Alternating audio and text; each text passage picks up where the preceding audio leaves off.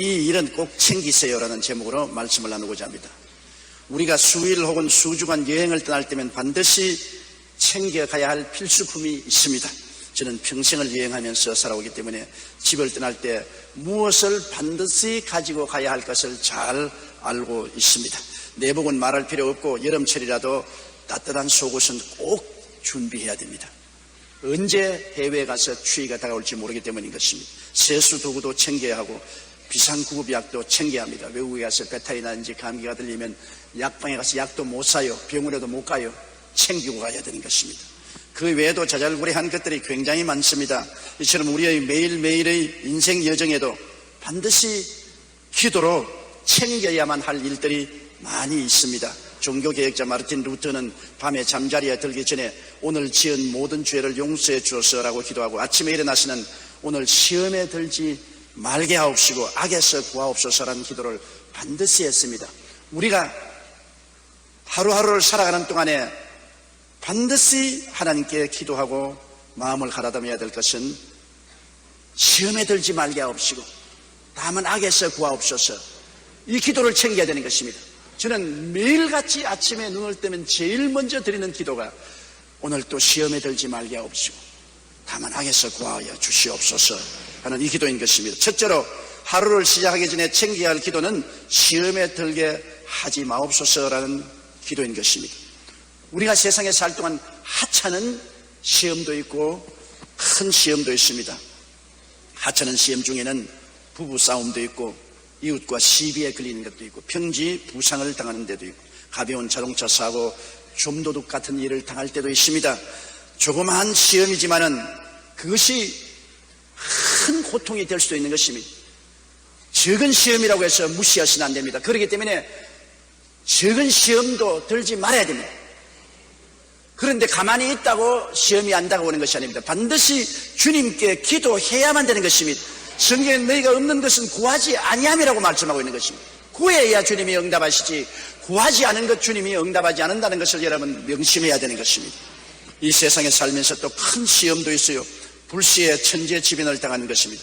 불이 난다든지 쓰나미나 카타리나 같은 홍수가 일어난다든지 지진이 일어나고 대형 자동차 사고가 일어나고 비행기 사고 막대한 재산 피해 등이 일어날 수 있습니다. 이러한 일을 당하고 난 다음에 통구하고 울면 얼마나 손실이 많습니까? 이러한 큰 시험을 당하기 전에 하나님 앞에 미리 막아달라고 늘 부르짖어 기도해야만 한다는 것입니다. 요즘 들어 세계 곳곳에서 천재지변으로 인한 자연재앙이 속출하고 있습니다. 먼저 지진을 보면 최근 몇 년 사이에 이탈리아의 시칠리아섬, 미국의 알래스카, 파키스탄 북부 지역과 인도네시아 수마트라 섬에서 계속적인 강진이 일어나고 있습니다. 우리나라도 우리가 알지 못하는 사이에 종종 많은 조그마한 지진들이 일어나서 집이 흔들리고 빌딩이 흔들리는 것이 있습니다. 여기에 지구온난화와 엘니뇨 현상으로 지구의 평균 기온이 올라갔습니다. 이 때문에 폭우와 홍수, 가뭄, 한파, 폭염 등의 피해가 날로 증가하고 있습니다. 인도 동부에서는 올 여름 평균 기온이 37.3도까지 올라가서 300여 명이 더위에 죽었습니다. 파키스탄은 최고 49도를 기록했습니다. 유럽도 마찬가지입니다. 프랑스, 스페인에서는 유례없는 무더위로 사망자가 발생했고 프랑스는 주민들에게 시원한 곳으로 대피하라는 대피 명령조차 내린 적이 있습니다. 태풍 피해도 막대합니다. 얼마 전 미국의 태풍 카트리나로 한 도시가 사라졌습니다. 소돔과 고모라가 불과 여왕의 세례를 받고 사라진 것처럼 뉴올리안스라는 거대하고 아름다운 도시가 순식간에 사라져버렸습니다. 지금 또한 거대한 태풍 리타가 미국 남부를 강타하고 있습니다. 우리나라도 올해 태풍 나비로 경상도 지역이 큰 피해를 입은 것을 알고 있습니다. 이런 자연재해뿐 아닙니다. 각처에서 테러와 전쟁으로 인해 많은 사람들이 피해를 당하고 있습니다. 2001년 9월 11일 미국의 쌍둥이 빌딩이 테러로 무너져서 수많은 사람들이 희생되었고 이어진 이라크 전쟁으로 수많은 사람들이 희생되었습니다. 학자와 평야운동가 등으로 구성된 이라크 보디 카운트와 옥스퍼드 리서치 그룹의 발표에 따르면 지난 2003년 미국의 이라크 침공 이후 사망한 이라크 민간인이 2만 5천 명, 부상당한 이라크 민간인이 4만 2,500명에 달한다고 발표하고 있습니다. 우리가 살고 있는 이 세상은 하찮은 시험으로부터 시작해서 거대한 자연재해와 전쟁과 테러의 시험까지 수많은 시험이 타고 있습니다. 그러므로 오늘 하루에도 어떠한 일이 일어날지 알 수가 없어요. 항상 우리 앞에 위험이 도사리고 있습니다. 그렇기 때문에 우리는 매일 그날을 시작할 때 천지와 만물을 지으시고 전지 전능 무소부지하신 하나님께 오늘 또 시험에 들지 말게 해달라고 기도를 드려야만 되는 것입니다. 저는 시편 91편으로 매일 수차 시험에 들지 않게 해달라고 기도를 드립니다. 시편 91편 2절로 3절에 보면 하나님은 나의 피난처요 나의 요새요 나의 의리하는 하나님이라 하리니 제가 너를 새 사냥꾼의 올무에서와 극한 연병에서 건지시리이다. 얼마나 좋은 약속인 것입니까? 저는 이 성경을 통해서 기도할 때마다 마음이 뜨거워지는 것입니다. 주께서 새 사냥꾼의 올무에서와 극한 연병에서 건져주시겠다. 이 얼마나 좋은 약속입니까? 이 말씀을 인용하고 저는 기도를 합니다. 그리고 4절로 6절에 하나님이 그 깃으로 덮으시니 내가 그 날개 아래 거하려. 암탉의 병아리를 날개로서 품듯이 하나님이 그 깃으로 너를 덮으시니 내가 그 날개 아래 피할 것이라고 말씀하니 이 말씀을 인용하고 하나님 저를 주님의 날개 아래 오늘도 피하게 해 주시옵소서. 왜냐하면 그렇게 하면 너는 밤에 놀램과 낮에 흐르는 살과 흑암 중에 행하는 연병과 백주에 황폐케 하는 파멸을 두려워하지 아니하리로다. 천인이 내 곁에서 만인이 내 우편에서 엎드려지나 이 재앙이 내게 가까이 오지 못하리라고 말씀하고 있는 것입니다.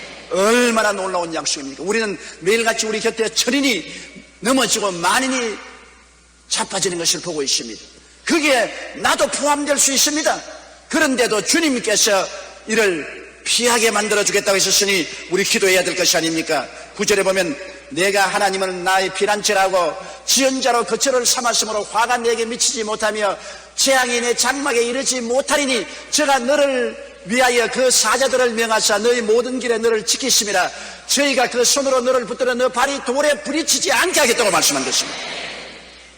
이와 같은 하나님의 약속이 우리에게 있으니까 우리는 그 약속을 따라 시험에 들지 말게 해달라고 기도해야 됩니다. 1984년 12월 인도 보팔시의 유니온 카바이트 회사에서 유독가스가 유출되어 3천여 명이 죽고 15만 명이 피해를 입은 사고가 난 것을 여러분 기억하실 것입니다. 이 가스 회사 건너편에는 2만여 명의 인구를 가진 마을이 있었는데 대다수의 인도 사람들은 힌두교나 불교를 믿고 있는데 이곳 조그마한 도시에는 2만여 명이 대다수가 기독교 신자였습니다. 그런데 놀라운 것은 유출된 독가스가 이 마을 앞에 와서 마을로 들어왔으면 2만 명이 전멸할 것인데 마을 입구까지 가스가 왔다가 휙 돌아서서 그 가스가 다른 데로 날아가 버리고 마는 것입니다. 마을에 살던 2만여 명의 그리스도인들이 극적으로 죽음의 가스로부터 구원을 받았습니다. 이 사실은 그곳에서 선교사로 활동하고 있던 데일 카스맨에 의해 세상에 밝혀졌습니다. 하나님은 우리를 구원하시는 하나님이십니다. 그렇기 때문에 우리는 낮에 흐르는 살과 흑암 중에 행하는 연병과 백주에 황폐케 하는 파멸을 두려워하지 않을 수 있습니다. 그것은 오직 기도할 때만 그렇습니다. 기도는 하나님의 전능의 손을 움직이기 때문인 것입니다. 그렇기 때문에 성경에는 무엇이든지 내 이름으로 내게 구하면 내가 시행하리라고 말씀하셨으며 우리가 주께 부르시면 우리가 알지 못하는 크고 비밀한 일을 하나님이 보여주시겠다고 약속하신 것입니다. 둘째로 우리가 기도해야 될 것은 다만 악에서 구하옵소서. 악은 악한 마귀를 떠나는 것입니다. 마귀는 우는 사자같이 두루다니며 삼킬 자를 찾고 있는 것입니다. 한시도 우리에게 눈을 떼지 않고 따라다니고 있는 것입니다. 요한복음 10장 10절에 도적이 오는 것은 두역질하고 죽이고 멸망시키려는 것뿐이요 내가 온 것은 양으로 생명을 얻게 하고 더 풍성히 얻게 하려 함이라고 말한 것입니다. 마귀는 요한계시록 12장 10절의 말씀대로 우리 형제들을 참수하던 자 곧 우리 하나님 앞에서 밤낮 참수한다고 말한 것입니다. 대표적으로 성경에 하나님 앞에서 참으로 훌륭한 성도였던 욥을 보십시다. 순전하고 정직하여 하나님을 경외하며 악에서 떠난 자였는데 그는 하나님께 복을 받아 창대한 사람이 되었습니다. 7남 3녀를 거느리고 양이 7천, 약대가 3천, 소가 500들이, 암나기도 500, 종도 많고 동방에서 가장 부자였습니다. 그런데 마귀가 이 욥을 하나님 앞에 나와서 참수한 사건을 우리가 잘 알고 있습니다. 욥기 1장 9절로 11절에 사탄이 야훼께 대답하여 가로되 욥이 어찌 까닭없이 하나님을 경외하리까? 주께서 그와 그 집과 그 모든 소유물을 산울로 두루심이 아니니까 주께서 그 손으로 하는 바를 복되게 하사 그 소유물로 땅에 늘리게 하셨음이니이다. 이제 주의 손을 펴서 그의 모든 소유물을 치소서. 그리하시면 정령 대민하여 주를 욕하리이다. 마귀는 잘 하나님을 섬기고 지낸 욥을 참수했습니다. 욥이 하나님을 섬기는 것 조건이 있어서 섬기는 겁니다. 하나님이 그를 축복해 주시고 산울로 둘러서 지켜주심으로 하나님 앞에서 복을 받아 영혼이 잘되고 범사가 형통하고 강건하고 생명을 얻되 넘치게 얻기 때문에 하나님 섬기지, 이것만 지켜버리면 당장 돌아서서 하나님을 욕할 것입니다. 두고 보세요. 하나님은 욥을 신뢰하기 때문에 어디 한번 그렇게 해보라고 허락을 해준 것입니다. 내가 그 소유물을 다 내 손에 붙이노라. 어제 그의 몸에는 내 손을 대지 말라고 했었어요. 그런데 마귀는 내려와서 사람들을 충동해서 그를 공격하기 시작한 것입니다. 재산을 다 빼앗아갔습니다. 도적대들이 달려들어 소와 약대와 나귀를 빼앗아갔습니다. 소는 밭을 갈고 나귀는 그 곁에서 풀을 먹는데 스바 사람이 갑자기 일어나 그것들을 빼앗고 칼로 종을 다 죽였습니다. 스바 사람들에게 마귀가 들어가서 욥을 공격하여 그 재산을 다 빼앗아가게 한 것입니다. 갈대아 사람이 새 떼를 지어 갑자기 약대를 빼앗고 칼로 종들을 죽였습니다. 사람들의 마음속에 마귀가 들어가서 사람들을 공격하게 하고 전쟁도 일으키는 것입니다. 그리고 하늘에서 불이 내려 양떼를 살랐습니다. 또한 사람이 와서 고하되 하나님의 불이 하늘에서 내려와서 양과 종을 살라버렸나이다. 하나님이 불을 내린 것이 아니라 마귀가 청천 하늘에서 병력을 내리게 해서 모든 양떼들을 불러서 살랐습니다. 마귀는 하나님이 허락하면 하늘에서 불도 내리게 하는 것입니다. 그 다음 돌풍이 불어와 마라들 집에서 잔치하고 있던 10자녀 위에 집이 무너져 다 압사당했습니다. 그친 들에서 태풍이 와서 집 내 모퉁이를 치매 그 소년들 위에 무너짐으로 그들이 다 압사당했습니다. 그리고 난 다음에 최후로 욥의 몸에 손을 대으면 욥이 하나님을 욕할 것이라고 주장을 해서 욥을 치도록 하나님이 허락해 주셨습니다. 욥기 2장 5절 8절에 보면 이제 주의 손을 펴서 그의 뼈와 살을 치소서 그리하시면 정령 대면하여 주를 욕하리이다. 야훼께서 사단에게 이르시되 내가 그를 내 손에 붙이노라. 오직 그의 생명은 해하지 말지니라. 사단이 야훼 앞에서 물러가서 욥을 쳐서 그 발바닥에서 정수리까지 악창이 나게 한지라. 욥이 제 가운데 앉아서 기와 조각을 가져다가 몸을 긁고 있더라. 마귀가 욥을 쳐서 머리끝부터 발끝까지 악창이 나게 하는 것입니다. 병은 거의 대다수 다 마귀가 와서 치고 억압해서 병이 된 것입니다. 예수님께서도 병자를 고칠 때 마귀에게 눌린 모든 자를 고치셨다고 말씀하셨습니다. 설상가상으로 마귀는 욥의 아내에게 들어가서 욥을 배반하게 하는 것입니다. 가장 가차운 아내가 욥을 배반할 때 그는 만신창이가 된 곳에서 너무나 큰 고통을 당했습니다. 그 아내가 그에게 이르되 당신이 그래도 자기의 순전을 굳게 지키느뇨 하나님을 욕하고 죽으라. 그가 이르되 그대의 말이 어리석은 이자 중에 하나의 말 같도다. 이 모든 일에 욥이 입술로 범죄하지 아니했으나 그 가슴은 비수로 찌른 것 같았습니다. 그 아내가 욥을 배반했습니다. 그리고 욥의 가장 친한 세 친구가 와서 계속해서 욥을 참수했습니다. 그 세 친구의 입술을 통해서 마귀가 욥을 난도질시켰습니다. 너희가 내 마음을 번뇌케 하며 말로 끊기를 어느 때까지 하겠느냐. 너희가 10번이나 나를 꾸짖고 나를 학대하고도 부끄러워하니 하는구나. 물론 욥은 옛날 사람입니다. 아브라함 시대에 살던 사람이었습니다. 오늘날에는 상황은 좀 달라졌습니다. 예수님이 십자가에 못 박여서 마귀와 힘써 싸워 이기시고 마귀의 무장을 해제해버린 것입니다.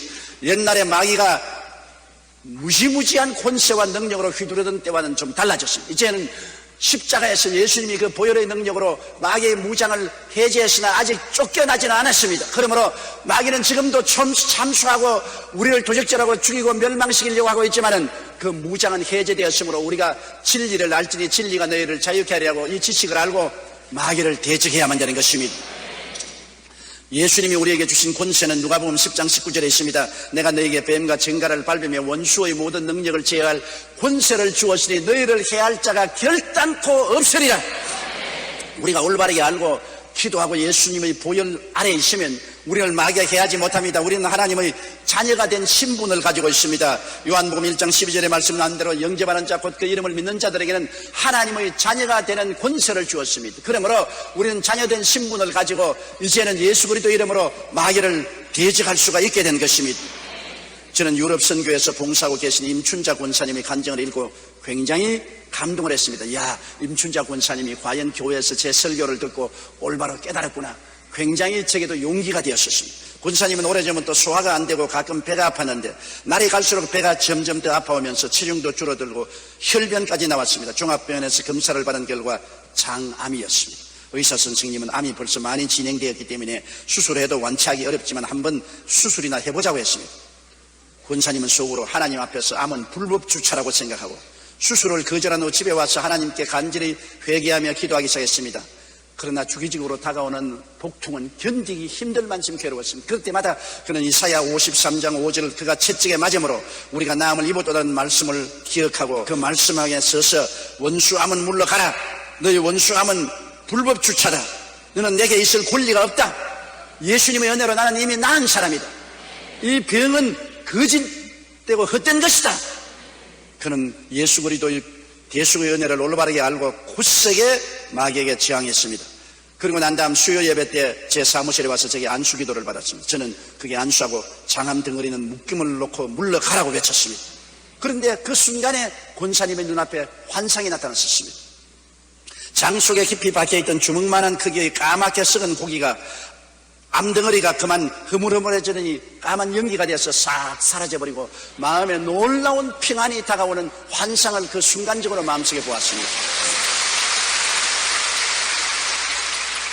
그때로부터 그렇게 고통스럽던 통증이 밧줄 풀리듯이 풀리더니 그 길로 암이 사라지고 병원에 가서 조사해보니까 의사가 머리를 설레설레 흔듭니다. 어떻게 해서 무슨 약을 먹었기에 깜짝같이 암이 사라졌느냐고. 마귀가 한 길로 왔다가 7길로 도망을 치고 말입니다. 이 권사님 진리를 올바르게 깨달은 것입니다. 예수님이 2000년 전에 이미 우리 병을 짊어지고 가시기 때문에 법적으로는 2000년 전부터 이미 고침을 받은 것입니다. 암은 마귀의 불법 주차입니다. 합법적이 아닙니다. 불법입니다. 그 불법에 대해서 권사님은 알고 계속해서 대적을 했습니다. 마귀를 대적하라. 제가 너를 피하리라고 성경은 말하고 있는 것입니다. 우리는 하나님의 자녀입니다. 자녀의 신분을 가졌기 때문에 하나님께서는 우리가 원수 마귀를 정복할 수 있는 권세를 주셨습니다. 이 권세를 가지고 마귀를 대적하면 마귀는 최종적으로 떠나갈 수밖에 없습니다. 그렇기 때문에 우리는 강하고 담대하게 마귀를 대적해야만 되는 것입니다. 오늘 너무나 많은 성도들이 마귀를 대적하지 않고 마귀의 공격을 그대로 받아들이고 굴복하는 것입니다. 마가복음 16장 11절에 믿는 자들에게 이런 표적이 따르리니 제가 내 이름으로 귀신을 쫓아내며 그렇게 말씀합니다. 쫓아내야 돼요. 하나님이 마귀를 무장해제해버렸었으나 쫓아내는 권세는 우리에게 주셨습니다. 내가 너를 위해서 대신 쫓아내 주겠다고 말씀하지 않았습니다. 너희가 쫓아내라. 우리의 집에 강도와 도적 같은 마귀가 들어오면 우리가 쫓아내야 되는 것입니다. 쫓아달라고 하나님께 부르셔서는 안 됩니다. 이미 하나님은 쫓아낼 권세를 주셨는데요, 우리가 예수 이름과 그 보혈을 의지하고 쫓아내야 되는 것입니다. 에베소 6장 11절로 12절에 마귀의 괴계를 능히 대적하기 위하여 하나님의 전신갑주를 입어라. 우리의 씨름은 혈과 육에 대한 것이 아니요 정사와 권세와 이 어두움의 세상 주관자들과 하늘에 있는 악의 영들에게 대함이라고 말씀한 것입니다. 저는 인도네시아 수마트라 섬에 복음을 전하는 선교사님의 이야기를 들은 적이 있습니다. 선교사님이 하루는 강을 건너게 되는데 마침 비가 많이 온 후라 강물이 불어서 가슴까지 강물이 차오르게 되는데 그 강에는 악어들이 득실거렸습니다. 강 건너편에 서있던 마을 사람들은 선교사님이 강을 건너는 모습을 보고 오늘 이 친구 제삿날이다 그렇게 비웃었습니다. 반드시 악어에게 공격을 당할 것이기 때문인 것입니다. 강을 반쯤 건너갔을 때 어디선가 악어떼들이 나타났습니다. 이 악어들은 얼마나 힘이 센지 그 꼬리로 내리치면 배도 반쪽이 날 정도였습니다. 그 악어들이 눈을 번뜩이며 선교사님이 탄 조그마한 카누를 향해서 손살같이 달리고 왔습니다. 건너편의 원주민들은 모두 다 숨을 죽이고 이제는 저 선교사가 악어밥이 되었다고 생각했습니다. 그때 선교사님은 시편 91편이 떠올리고 마음속에 담대함을 가졌습니다. 그는 악어를 향해서 말했습니다. 나사렛 예수 이름으로 명하노니 악어는 물러가라! 물러가라! 떠나가라! 그랬더니 솜사과같이 달려오던 악어들이 배 앞에 와서 싹 방향을 돌리더만 그러면 날 살리라고 달아나버렸어요. 그 선교사는 하나님의 말씀의 권세를 알았습니다. 내가 뱀과 정갈을 밟으며 원수의 모든 능력을 제어할 권세를 주었으니 너희를 해할 자가 결단코 없으리 하는 하나님의 말씀을 실천한 것입니다. 그가 만일 악어를 보고 명령을 안 내렸으면 악어밥이 되었을 것입니다. 행함이 없는 믿음은 죽은 믿음인 것입니다. 그는 악어를 보고 말씀을 기억하고 예수 그리스도 이름으로 담대하게 악어야 물러가라고 하니 곁에 다 왔던 악어가 방향을 돌려서 도망을 쳤습니다. 이 모습을 지켜보는 그 지역 주민들이 아니 저 사람이 믿는 신이 누구의 악어에게 명령을 한 자 그대로 순종하는가 하며 크게 놀랐습니다. 그리고 그 강을 건너가니 많은 원주민들이 무릎을 꿇고 엎드려서 회개하고 예수를 믿고 일성교사님에게 안수받기를 원했었습니다. 하나님께서는 우리가 사자와 독사를 밟으며 뱀과 쟁가를 발로 누를 것을 이미 약속해 주셨습니다. 믿는 자는 믿음을 실천하면 하나님의 보호를 받을 수가 있기 때문인 것입니다. 그렇기 때문에 여러분 우리는 매일같이 악한 원수 마귀를 명령해야 됩니다. 하나님 아버지 예수님의 보혈로 오늘 또 나를 덮어주시옵소서. 나의 주위에 맴도는 원수 마귀야 오늘 나사렛 예수 이름으로 명하노니 내게서 떠나가라. 물러가라. 하루를 시작하기 전에 반드시 챙겨야 할 기도인 것입니다. 예수님의 보혈로 덮어달라고 기도하시고 보혈이 함께 해달라고 기도하고 마귀를 물리쳐야 됩니다. 마귀는 그리스도의 보혈을 보면 지나가는 것입니다. 보혈을 보고는 견딜 수가 없는 것입니다. 셋째로 우리가 기도를 챙겨야 할 것은 하나님 앞에 징계를 받지 않게 하여 주시옵소서. 히브리서 12장 5절로 6절에 또 아들들에게 권한같이 너희에게 권면하신 말씀을 잊었도다. 일렀으되 내 아들아 주의 징계하심을 경히 여기지 말며 그에게 꾸지람을 받을 때 낙심하지 말라. 주께서 그 사랑하시는 자를 징계하시고 그의 받으시는 아들마다 채찍질하심이라 하셨으니 하나님이 버린 자는 징계하지 않습니다. 그러나 내 자식은 징계하지요. 여러분 길거리를 걸어가다가 애들이 물웅둥이에서 온몸에 물을 덮어쓰고 장난을 하면 모르는 애들이 하는데 여러분 그 자리에 서서 징계합니까? 꾸짖습니까? 지나가지요. 그러나 내 자식이 그 물구덩이에 들어가서 물장난을 하고 새카맣게 흙탕물을 덮어쓰고 있으면 뭐라고 했습니까? 끄집어내서 엉덩짜기를 때리고 야 이놈아 이 옷을 입고 이 물속에 들어가서 장난하면 어떻게 하느냐? 징계하게 되는 것입니다. 남은 징계 안 해도 내 자식은 징계합니다. 하나님께서는 우리를 하나님의 자녀로 불렀기 때문에 징계하는 것입니다. 나는 미국의 뉴올리언스 한 도시가 사라진 것을 보고 깊이 생각했습니다. 여러분 한 도시가 순식간에 사라졌습니다. 어떻게 해서 도시가 사라질 만한 일이 일어날 수가 있는 것입니까? 소돔과 고모라라는 두 도시도 옛날에 순식간에 사라졌습니다. 그것은 미국이 청교도 신앙에서 떠났기 때문인 것입니다. 미국이 하나님을 사랑하고 하나님을 섬기는 나라로 하나님이 세워놓아서 하나님의 사랑하는 자식입니다. 미국을 통해서 온 세계가 자유와 민주를 보존하고 온 천하에 복음이 증거되고 오늘날 전 세계에서 가장 많은 선교사를 보내고 있습니다. 그런데 점점 세속화하니까 하나님께서 회개하라고 채찍을 때리는 것입니다. 그러지 않고야 한 도시가 사라지는 그러한 참사가 생겨날 수가 없는 것입니다. 회개하라는 것입니다. 그러므로 우리는 항상 우리의 삶 속에 하나님이 회개하라고 채찍을 때리기 전에 돌이켜야 되는 것입니다. 우리의 양심의 소리에 귀를 기울여야 되는 것입니다. 베드로전서 3장 16절에 선한 양심을 가지라. 이는 그리스도 안에 있는 너희의 선행을 요구하는 자들로 그 비방하는 일에 부끄러움을 당하게 하려 함이라. 하나님은 우리 양심을 통해서 우리에게 말씀하는 것입니다. 디모데전서 1장 19절에도 믿음과 착한 양심을 가지라고 말했습니다. 어떤 이들이 양심을 버렸고 그 믿음에 관하여는 파선하였다고 말하고 있는 것입니다. 메인 박사의 일기에 보면 이런 내용이 나옵니다. 1시간의 즐거움을 맛보리거든 맛 좋은 음식을 먹어라. 2-3시간을 즐겁게 보내고 싶으면 영화관에 가서 영화를 보라. 4-5일을 즐기려면 마음에 맞는 사람과 여행을 하라. 한 달쯤 즐겁게 살려면 새 차를 사라. 1년쯤 행복하게 살고 싶으면 집을 새로 지어라. 그러나 일생을 행복하게 보내고 싶으면 언제나 양심의 소리에 따라 정직하게 살아라고 말하고 있는 것입니다. 양심은 하나님께서 우리에게 말씀하시는 통로가 되는 것입니다. 짐승과 사람이 무엇이 다릅니까? 짐승에게는 양심이 없지만 사람에게는 양심이 있습니다. 그 양심의 통로를 통해서 하나님이 우리에게 경고하시는 것입니다. 우리가 하나님께 재난을 받고 채찍을 맞기 전에 언제나 양심의 가책을 받게 되는 것입니다. 양심은 그를 짓밟아버리고 화인 맞게 하기 전에는 살아서 하나님이 음성을 전달하는 도구가 되는 것입니다. 그리고 하나님의 성령이 우리와 같이 계시므로 성령의 꾸짖으심을 우리가 듣고 돌이켜야 되는 것입니다. 신명기 8장 5절 6절에 너는 사람이 그 아들을 징계함같이 내 하나님 야훼께서 너를 징계하시는 줄을 마음에 생각하고 내 하나님 야훼의 명령을 지켜 그 도를 행하며 그를 경외하라.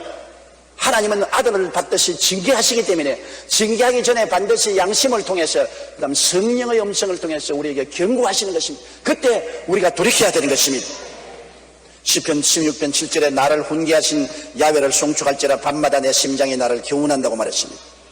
요한복음 16장 8절에도 그가 와서 죄에 대하여 의에 대하여 심판에 대하여 세상을 책망하시려고 말씀한 것입니다.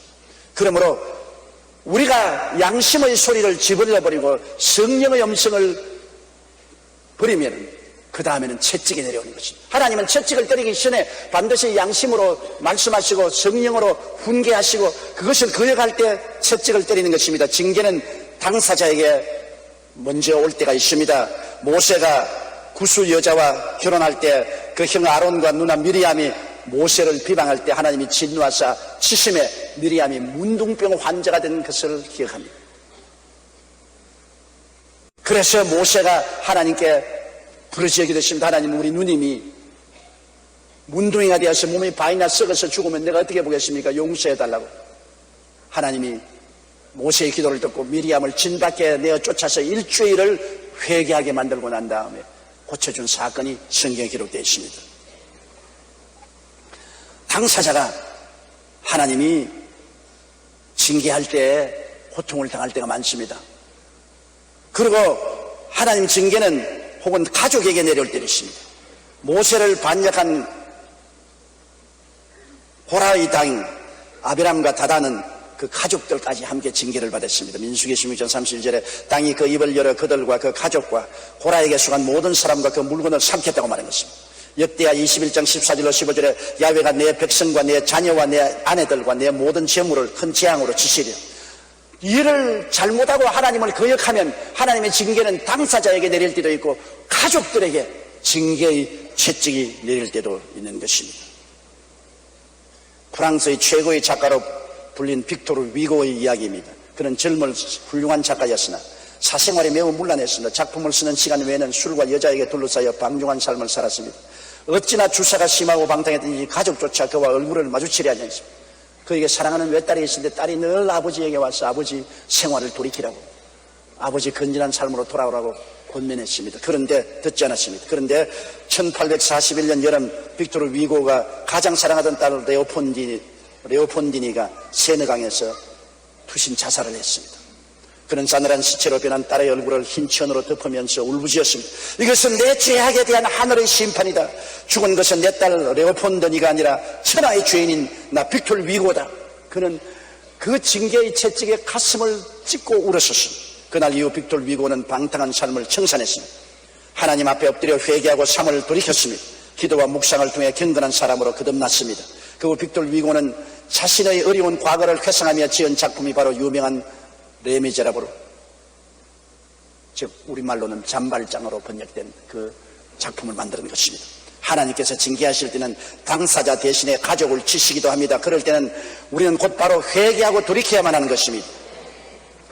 하나님의 징계는 재산상으로 나타날 때도 있습니다. 잠언서 23장 5절에 내가 어찌 허무한 것에 주목하겠느냐, 정령의 재물은 날개를 내어 하늘에 나는 독수리처럼 날아가라. 하나님이 복을 주어야 진실한 복이지 하루아침에 재산이 물거품처럼 사라지게 되는 거죠. 하나님 징계는 재산에 내릴 수도 있습니다. 사업도 하나님이 징계하시면 순식간에 무너집니다. 신명기 28장 20절에 내가 악을 행하여 그를 잊음으로 내 손으로 하는 모든 일에 야훼께서 저주와 공구와 견책을 내리사 망하며 속히 파멸케 하실 것이라고 말씀한 것입니다. 그러므로 우리는 징계받을 때 신속히 회개하고 돌이켜야 됩니다. 매일 기도할 때 하나님 징계를 받지 않도록 양심의 소리를 듣게 하여 주시옵시고 성령의 음성을 순종하게 하여 주시옵소서. 징계의 채찍이 내리거들랑 신속히 하나님께 나와서 무릎을 꿇고 통회하고 자복하고 회개해야 되는 것입니다. 잠언서 1장 23절과 33절에 나의 책망을 듣고 돌이키라. 오직 나를 듣는 자는 안전히 살며 재앙의 두려움이 없이 평안하리라고 말씀한 것입니다. 히브리서 11장 11절에 무릇 징계가 당시에는 즐거워 보이지 않고 슬퍼 보이나 후에 그로 말미암아 연단한 자에게는 평강한 열매를 맺나니라고 말하는 것입니다. 회개하면 하나님께서 징계를 그치시고 오히려 평강을 허락하여 주시는 것입니다. 우리는 인생을 여행하는 사람들입니다. 매일매일 우리는 인생 여로에 오른 것입니다. 챙길 것 챙기고 떠나야지 안 챙기고 빈손도로 떠나면 큰일 당합니다. 저는 이태리 시실리에 여행할 때 여름이라고 생각하고 좀 이른 가을이었는데 내복을 준비 안 하고 갔습니다. 그 시실리 집회 동안에 혹독한 한파가 불어왔는데 얼마나 추운지 밤에 잘 때 양복을 다 끼어 입고 잤습니다. 여러분 알다시피 유럽에 가면은 호텔에 들어가도 난방이 없지 않습니까? 우리 한국 사람이 난방으로 여름에도 겨울에도 러닝셔츠 입고 있지만은 유럽은 그렇지 않습니다. 호텔에도 집에도 난방 시설이 없습니다. 두꺼운 옷을 입고 자지요. 그런데 내복을 준비 안 해갔습니다. 온 시실리 시내에 돌아다니면서 내복을 살라 해도 내복이 없어요. 그래서 할 수 없이 나중에 뭘 사봤느냐, 여성들이 신는 긴 양말 팬티를 샀습니다. 사람이 얼어 죽겠으니까 여성이 있든 남성이 있든 뭐 상관없습니다. 그 양말 팬티를 몇 불 사가지고 그거를 겹겹으로 입고 난 다음에 그래서 운동장에 나가서 하나님 말씀을 전가하겠습니다. 그때 내가 깨달았습니다. 챙길 것 챙겨야 된다. 반드시 챙길 것 챙기지 아니하면 큰일 난다. 한 번은 오스트라리아 여행을 하는데 면도기를 안 가지고 왔었습니다. 잊어버리고 매일매일 여행을 하며 복음을 전하니까 언제 백화점에 가서 면도기 살 여가가 없습니다. 싱가포르에 나왔을 땐 수염이 이만큼 길러가지고서 또 중국 스파이처럼 됐었습니다. 그것도 챙길 것 챙기지 않았기 때문에 그런 것입니다. 여행을 할 때도 챙길 것 반드시 챙겨야 되는 것처럼 우리가 인생을 살 때 기도로서 우리 성도들이 챙길 것 반드시 챙기면 상처를 받지 않게 되는 것입니다. 매일같이 시험에 들지 말게 하옵소서. 크고 작은 시험에서 건져 주옵소서. 시편 91편을 인용하고 기도하고 예수님의 보혈로 덮어주셔서 악한 마귀에게서 지켜주시옵소서. 원수 마귀가 예수 이름으로 명하느니 물러갈지어다. 하나님 아버지 양심이 무디어지지 않게 하여 주시옵시고 성령님의 음성에 귀를 기울이므로 하나님 앞에 징계를 받지 않고 살게 하여 주시옵소서. 이 기도는 꼭 챙기고 지나가야만 되는 것입니다. 그렇게 하면 여러분이 인생을 평안하게 여행하시고 주님 앞에 당당하게 설 수 있게 되실 것입니다.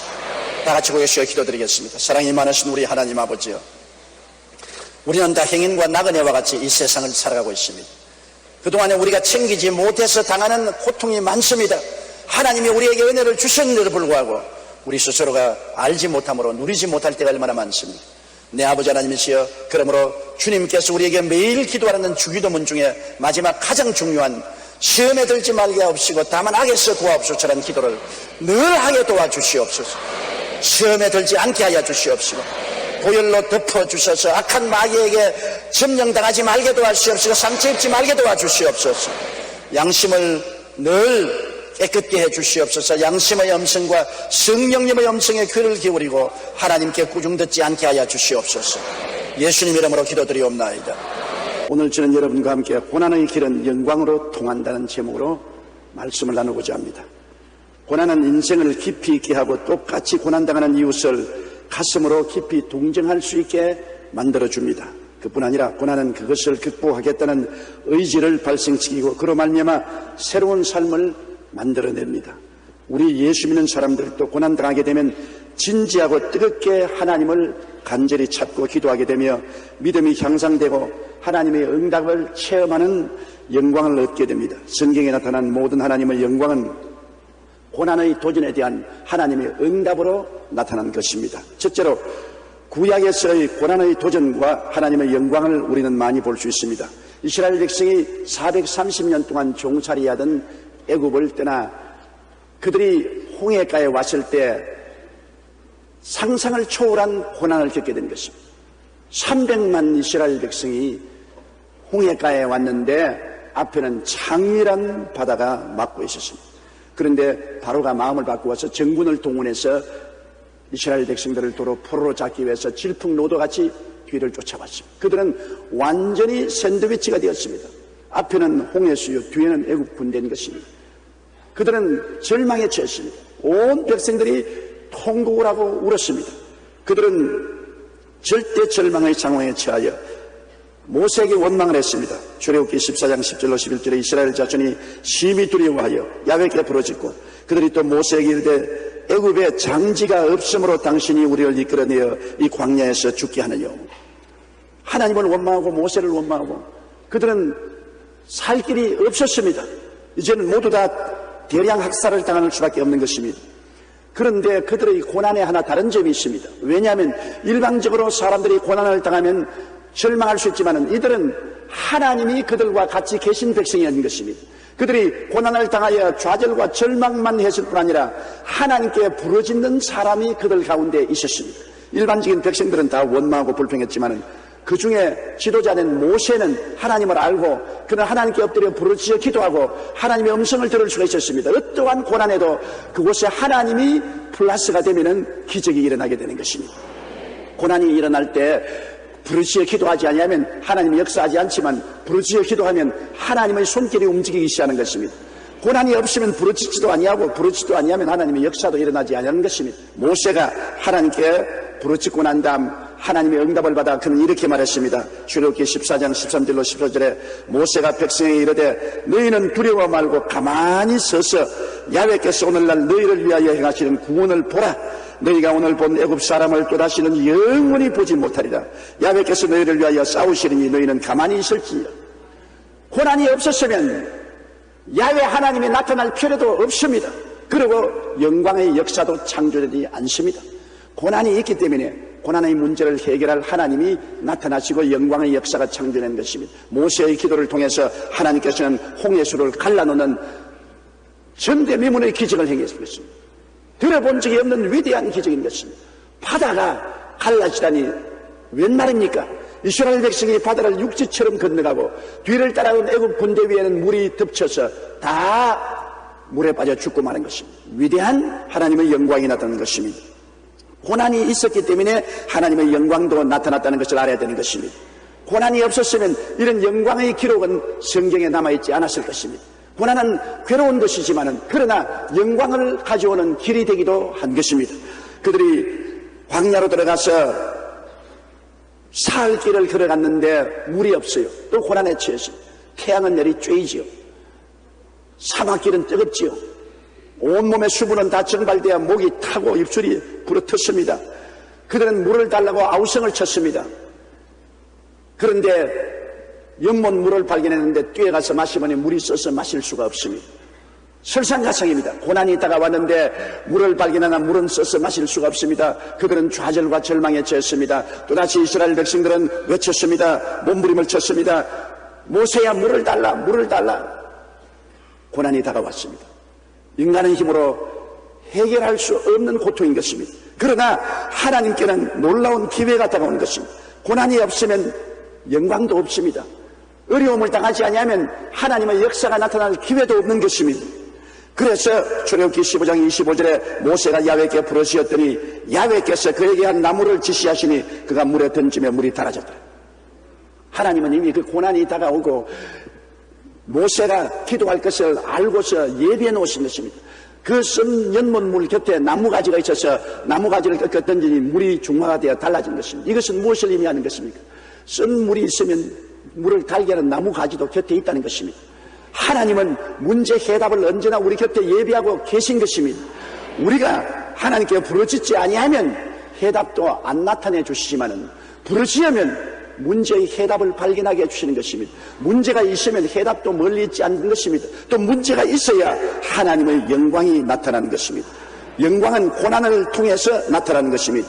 그들이 광야에 들어왔을 때 정말 어려운 고통에 처했습니다. 300만 명이 갑자기 애굽에서 떠나왔는데 먹을 양식을 준비하지 않고 왔습니다. 양식을 준비한들 300만이 메뚜기처럼 먹어 적히는데 그 양식을 또 어떻게 감당합니까? 그들은 광야에서 이제 굶어 죽게 된 것입니다.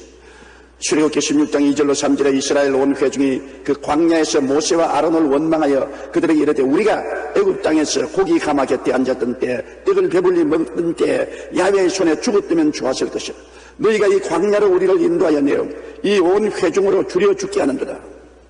먹을 것이 없으니 굶어 죽을 수밖에 없죠. 상상을 초월합니다. 300만 명을 어떻게 삼시세때를 배불리 먹일 수가 있겠습니까? 가장 절망에 부딪혔습니다. 그러나 언제나 우리가 알아야 될 것은 절망은 하나님이 나타날 기회가 된다는 것입니다. 인간이 할 수 있는 일에는 하나님이 나타날 필요가 없어요. 인간이 할 수 없을 때 하나님이 나타나신 거죠. 그들이 이제는 모두 다 죽을 수밖에 없다고 생각했을 때 하나님을 찾으니까 하나님의 기적이 나타난 것입니다. 출애굽기 16장 4절에 때 야훼께서 모세에게 이르시되 보라 내가 너희를 위하여 하늘에서 양식을 비같이 내리리니 백성이 나가서 일용할 것을 날마다 거둘 것이라. 역사상에 체험하지 못한 위대한 기적인 만나가 내리는 역사가 일어난 것입니다.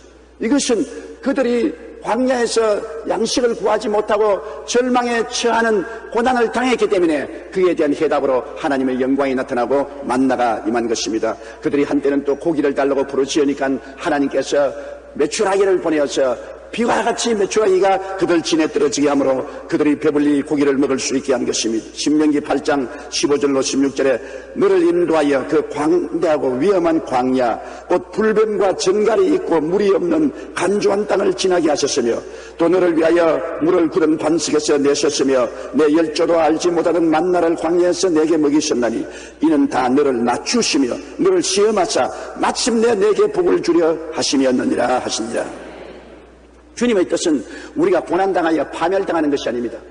고난을 통해서 깨어지고 연단받고 회개하고 하나님께 부르짖는 기도를 함으로 주의 영광을 나타내어서 마침내 고난이 변하여 복이 되게 하려는 것이 하나님의 뜻인 것입니다.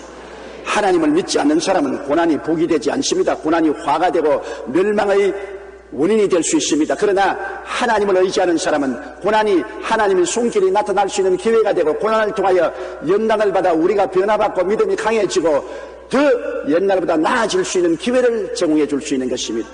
우리 한국이 지금 북한으로 말미암아 많은 시련과 고난을 겪고 있지만은 한국의 교회들이 일어나서 기도하고 부르시면 하나님은 이 역사적인 고난을 오히려 변화시켜 우리 한국에 더 큰 유익이 되게 만들어 주시는 것입니다. 고난 플러스 선도의 기도는 언제나 유익을 가져오게 되는 것입니다. 그러나 고난 때 기도하지 않고 낙심하고 좌절하고 절망해버리면 고난은 파멸한 무덤이 될 수도 있는 것입니다. 고난이 무덤이 되느냐 영광이 되느냐는 것은 성도들의 기도에 달려있는 것입니다. 하나님이 계신 성도들은 기도하면 하늘과 땅을 지으시고 세계와 그 가운데 모든 것을 조성하신 하나님이 고난을 쉽게 변화시켜 영광으로 만들어 놓을 수가 있는 것입니다. 둘째로 신약시대의 도전과 하나님의 영광을 우리가 볼 수 있습니다. 예수님께서 땅에 오셔서 하늘나라를 전파하실 때도 고난이 바로 신약 성경의 아름다운 하나님의 기적의 역사를 기록하게 만드는 것입니다. 고난이 없었으면 주님의 기적이 나타나지 않을 것입니다. 주님이 우리 가운데 구주가 되시고 우리 가운데 계셔서 능력을 나타내신 증거는 바로 고난을 통해서 일어난 것입니다. 예수님께서 어머니와 제 아들과 함께 가나의 혼인잔치에 초청을 받았습니다. 한참 혼인잔치가 무르익어갈 즈에 그만 포도주가 떨어졌습니다. 이스라엘 나라에서는 포도주가 잔치의 주 음식입니다. 포도주가 떨어지면 잔치는 낭패 이르고 신혼부부는 아주 곤란하게 되는 것입니다. 예수의 어머니 마리아가 예수님께 와서 이 집에 포도주가 떨어졌다고 했습니다. 예수님께서는 그 고난에 처했을 때 주님이 기적을 나타낼 수 있는 기회가 온 것입니다. 사람으로서는 그 많은 손님이 다가오고 포도주가 떨어졌는데 갑자기 포도주를 구할 수도 없고 절망에 처했지만은 주님은 포도주를 만들 수 있는 능력을 가지고 있다는 것을 보여주신 것입니다. 주님의 기적을 요한복음 2장 7절로 8절은 이렇게 말했습니다. 예수께서 저에게 이르시되 항아리에 물을 채우라 하신즉 아구까지 채우니 이제는 떠서 연회장에 갖다 주라 하시며 갖다 주었더니 포도주가 된 것입니다. 그게 결례통 손발 씻는 물통 6개가 있었는데 물통에 물을 가득히 채우라고 주님께서 말씀하셨습니다. 사람들이 순종해서 물을 가득히 채운 즉 주님께서 물을 떠서 연회장에 갖다 주라고 한 즉 갖다 주니 100포도주가 되었습니다. 아주 질 좋은 맛있는 포도주가 된 것입니다. 주님께서 가나의 혼인잔치에서 처음 기적을 베풀었습니다. 요한복음 2장 11절에 예수께서 이 처음 표적을 갈릴리 가나에서 행하여 그 영광을 나타내시며 제 아들이 그를 믿으니라. 고난이 다가오니 영광도 다가오지. 어려움이 다가오니 그리스도의 능력이 나타나죠.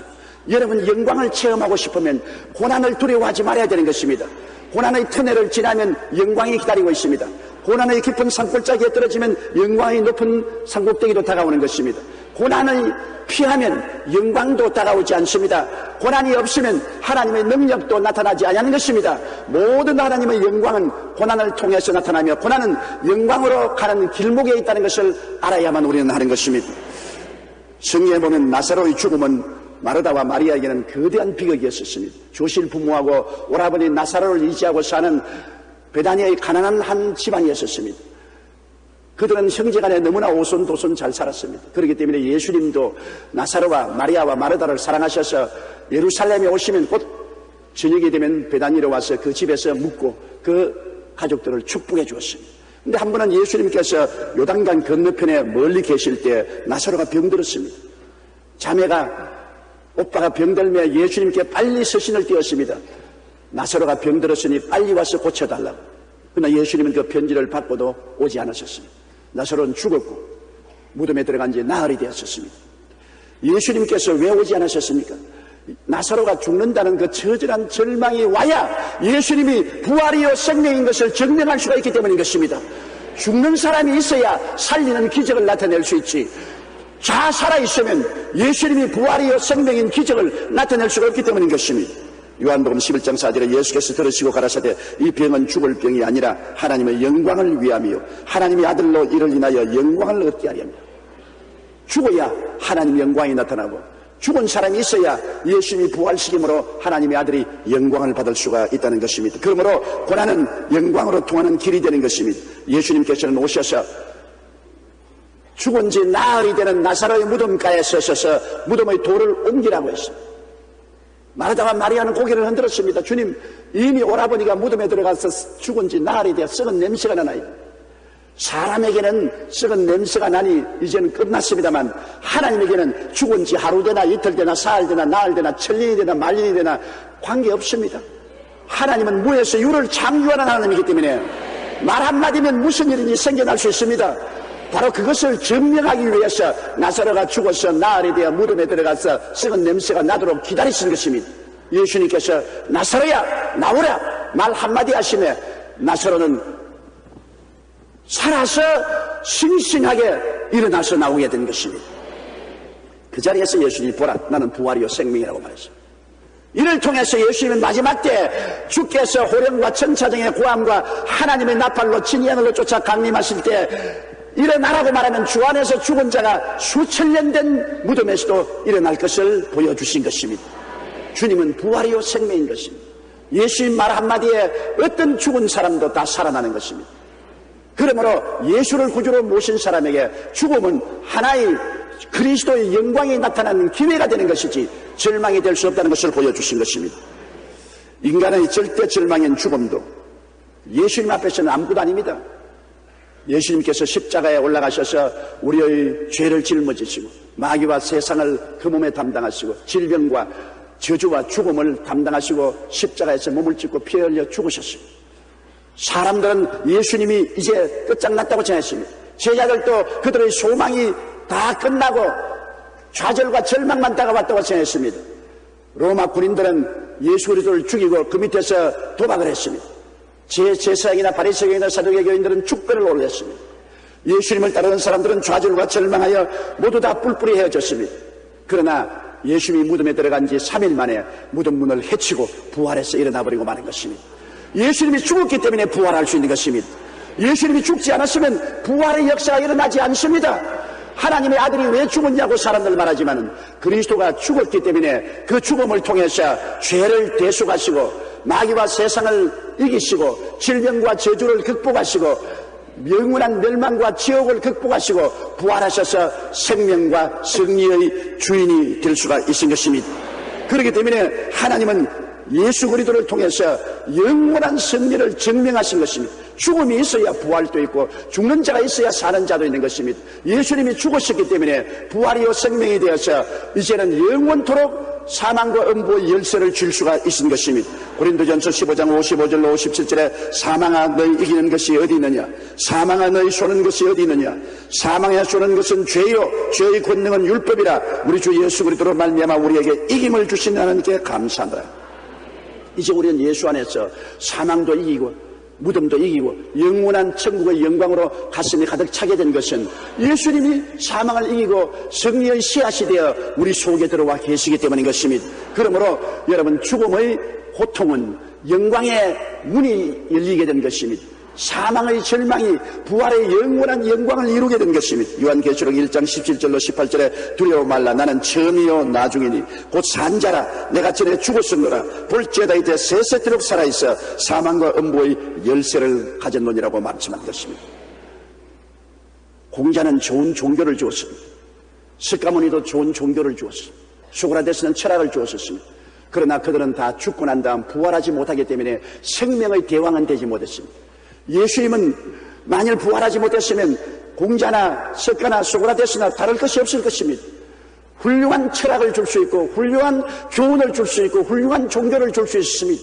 그러나 죽음이라는 거대한 절망의 벽에 부딪혀서 산산조각이 날 수밖에 없을 때 그 죽음을 극복하고 일어남으로 말미암아 그리스도는 단지 우리 철학자요 종교가요 교훈자가 아니라 부활이요 생명이요 생명의 주가 되신다는 것을 증명하신 것입니다.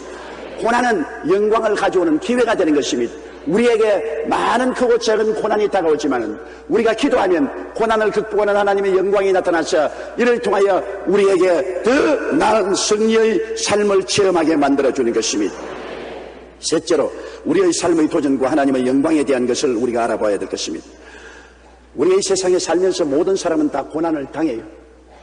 고난 안 당하는 사람은 아무도 없습니다.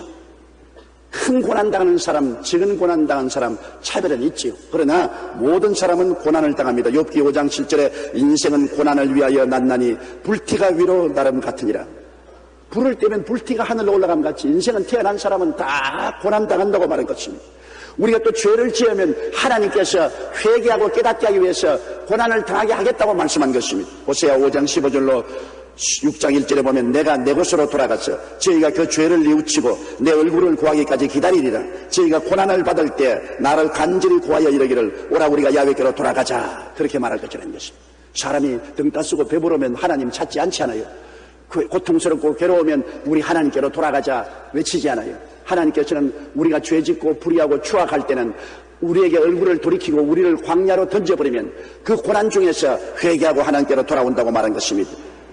그러면 하나님께서는 우리 고난을 알고 계실까요? 많은 사람들은 자기를 내가 고통당하는 건 누가 알아주랴? 하나님도 몰라줄 것이다. 내가 외친들 하나님이 누가 알고서 응답해 주겠냐고 말하는 것입니다. 그러나 우리가 늘 알아야 될 것은 우리의 머리털 수도 다 하나님은 헤아리고 계시기 때문에 우리가 당하는 고난의 크고 작은 것을 모두 다 알고 계신다는 것입니다.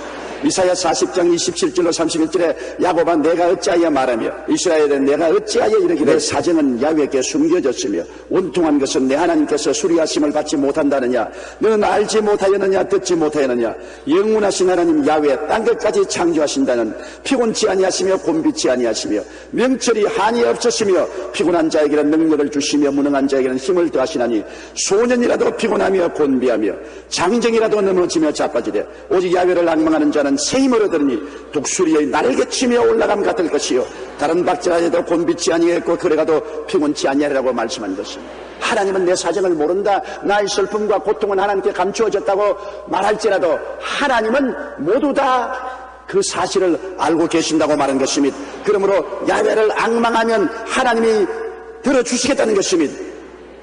제가 목이 많이 쉬었잖아요. 이번 집회 얼마나 더운지 화루통 같았습니다. 그런데 비가 오니 습기가 차서 온몸이 가만히 있어도 땀이 줄줄 흐릅니다. 그리고 또 바람은 얼마나 부는지 운동장에서 바람을 하도 마셔서 목이 다 쉬어버렸습니다. 그런데 마음이 안타깝지 않아요? 3년 동안 홍콩에는 부흥회가 없었습니다. 이제 홍콩에 사는 사람들에게 그리스도의 복음을 전가하려고 하는데 마침 우기에 왔기 때문에 비가 얼마나 줄기차게 오는지 말도 다 알 수 없어요. 그래서 제가 하나님이 이 사정을 알까? 하루 종일 방 안에 엎드려가지고서 기도만 하고 하나님이 이 사정을 알까? 이 집회는 하나님 집회인데 왜 내 혼자만 답답하게 하느냐? 하나님이 이 사정을 알고 주님이 비를 좀 중지해 줘야 되지 않겠습니까? 그러고 난 다음에 제가 기도를 하고 창문을 여는데 아주 비가 내리고 있어요. 집회 시간은 다가오는데 내 속으로 하나님이 사정도 모르신다. 나 혼자만 답답해야 되겠다. 그런데 갑자기 내 앞에 독수리 2마리가 날라오더니만 내 앞에서 호텔 앞에서 빙빙 돌면서 자꾸 높은 하늘로 올라가요. 아주 새카맣게 구름 속으로 감춰져서 올라가요. 그런데 성령께서 내 속에 말씀하기를 독수리가 하늘로 올라가는 거 봤지? 저기압 때는 독수리가 하늘로 날아 올라가지 아니한다. 고기압이 오면 상승하는 기류를 따라서 그 독수리가 자꾸 올라가기 때문에 내가 바람을 보내어서 이미 고기압을 만들어서 저기압 구름이 떠나가게 만들어 놓아. 이야, 하나님의 응답이 독수리를 통해서 오는 건 내가 처음 봤어요. 완전히 마음이 저기압이 되어 있는데 내 마음이 독수리 보고 고기압이 되어버리고 말았었습니다. 독수리가 절대로 구름이 내려앉고 저기압이 될 때는 상승하는 기류가 없기 때문에 하늘로 안 올라간다. 그런데 방금 비가 오는데도 독수리 2마리가 자꾸 내 앞 호텔에서 날라서 하늘 끝까지 올라갑니다. 왜 홍콩 시내에 갑자기 독수리 2마리가 나타납니까? 그리고 다른 데서 올라가지 않고 내 눈앞에서 올라갑니까? 하나님께서 너 사정 내가 안다. 봐라. 고기압이 된다. 저기압은 사라지고 기압이 하늘로 상승하기 때문에 구름이 높이 뜨게 되고 비는 안 온다. 그런데 아닌 게 아니라 집회 전까지 오던 비가 집회 장소에 들어가니까 비가 그쳤습니다. 이게 큰 기적이었었습니다. 다른 병 낫는 기적은 아무것도 아니에요. 이튿날 저녁에도 한 가지입니다. 차 타고 바로 집회 장소로 가는데 비가 쏟아지기 시작해요. 그래서 아유 하나님, 어제는 비가 안 왔는데 이제 집회 장소를 들어가는데 왜 비가 옵니까? 마음속에 성령께서 하나님의 자연 에어 컨디셔닝이다. 비가 안 오면 오늘 더워서 설교 못한다. 시원한 비가 한 줄기 쏟아져야 된다. 아닌 게 아니라 비가 안 오면 더워서 설교 못해요. 너무 더웠어. 근데 비가 오면 싹 오고 나니까 시원하지요. 앉아있는 사람이 다 자연 비를 맞고서 시원해지는데 그 다음 강대에 올라가니까 바람이 부는데 몇 가지 안 남은 내 머리 트릭도 다 바람에 다 날렸어. 시원하게 말씀을 전할 수 있습니다. 물론 바람을 많이 마셔서 저희 목은 쉬었지만은 하나님께서 우리 사정을 모른다고 생각할 때가 많은데 실제는 하나님이 우리의 생각하고 일어서고 앉는 것까지 다 알고 계신다는 것을 늘 증명해 주시는 것입니다. 주님은 어떻게 하실 줄 주님 다 알고 계셔요. 한 번은 예수님께서 제 아들 데리시고 베세다 광야에 갔는데 남자는 5,000명, 여자가 20,000명 함께 모여왔습니다. 말씀을 듣고 해그름이 되니까 그들이 다 배가 고파 절절 맵니다. 그때 주님께서 제 아들을 불러셨습니다. 성경은 이렇게 말하고 있습니다. 요한복음 6장 5절로 6절에 예수께서 눈을 들어 큰 무리가 자기에게 오는 것을 보시고 빌립에게 이르시되 우리가 어디서 떡을 싸서 이 사람들로 먹게 하겠느냐 하시니 이렇게 말씀하시면 친히 어떻게 하실 것을 아시고 빌립을 시험코자 하십니다. 우리가 문제를 당할 때는 주님이 어떻게 해결할지 알고 계십니다. 어떻게 해결할지 알고 계심에도 불구하고 우리를 시험해 보시는 것입니다. 너가 진짜로 믿느냐 안 믿느냐, 진짜로 긍정적인 태도를 취하느냐 아니냐, 진짜로 하나님이 간섭해 줄 것을 기대하느냐 안 하느냐 주님께서 시험해 보시는 것입니다. 빌립은 낙제했지요. 주님, 이 많은 사람을 먹이려면 많은 돈이 필요한데, 선박 300데나리나 되는 돈이 필요한데 우리에게는 그 돈이 없습니다. 광야입니다. 시간도 늦어 떡 살 곳도 없습니다. 못 먹입니다. 빌립은 낙제했지요. 그러나 안드레는 광야에 예수님이 계신 것을 바라보고 그런 그리스도가 기적을 행할 수 있다는 것을 믿고 꿈을 가지고 기대했기 때문에 보리떡 5개와 물고기 2마리를 구해서 예수님께 가져오시니 예수님이 기쁘게 축복하사 이를 나누어 주니 그 모든 사람들이 다 배불리 먹고 12바구니를 남게 하신 것입니다. 주님은 어떻게 하실지를 알고 계신 것입니다. 여러분 개인 가정생활 자녀 사업의 모든 문제에 부딪혔을 때 주님은 어떻게 하실 줄을 알고 계십니다. 그러나 주께서는 여러분 사정을 다 알고 어떻게 하실 줄 알고 계시지만은 여러분이 하나님께 부르짖어 기도하고 믿어주기를 고대하고 계신 것입니다. 여러분이 꿈을 가지고 믿음을 가지고 기적을 기대하고 나오기를 기대하고 계신 것입니다. 그렇기 때문에 여러분 문제를 당했을 때 이미 해결 방책은 있다는 것을 알아야 되는 것입니다.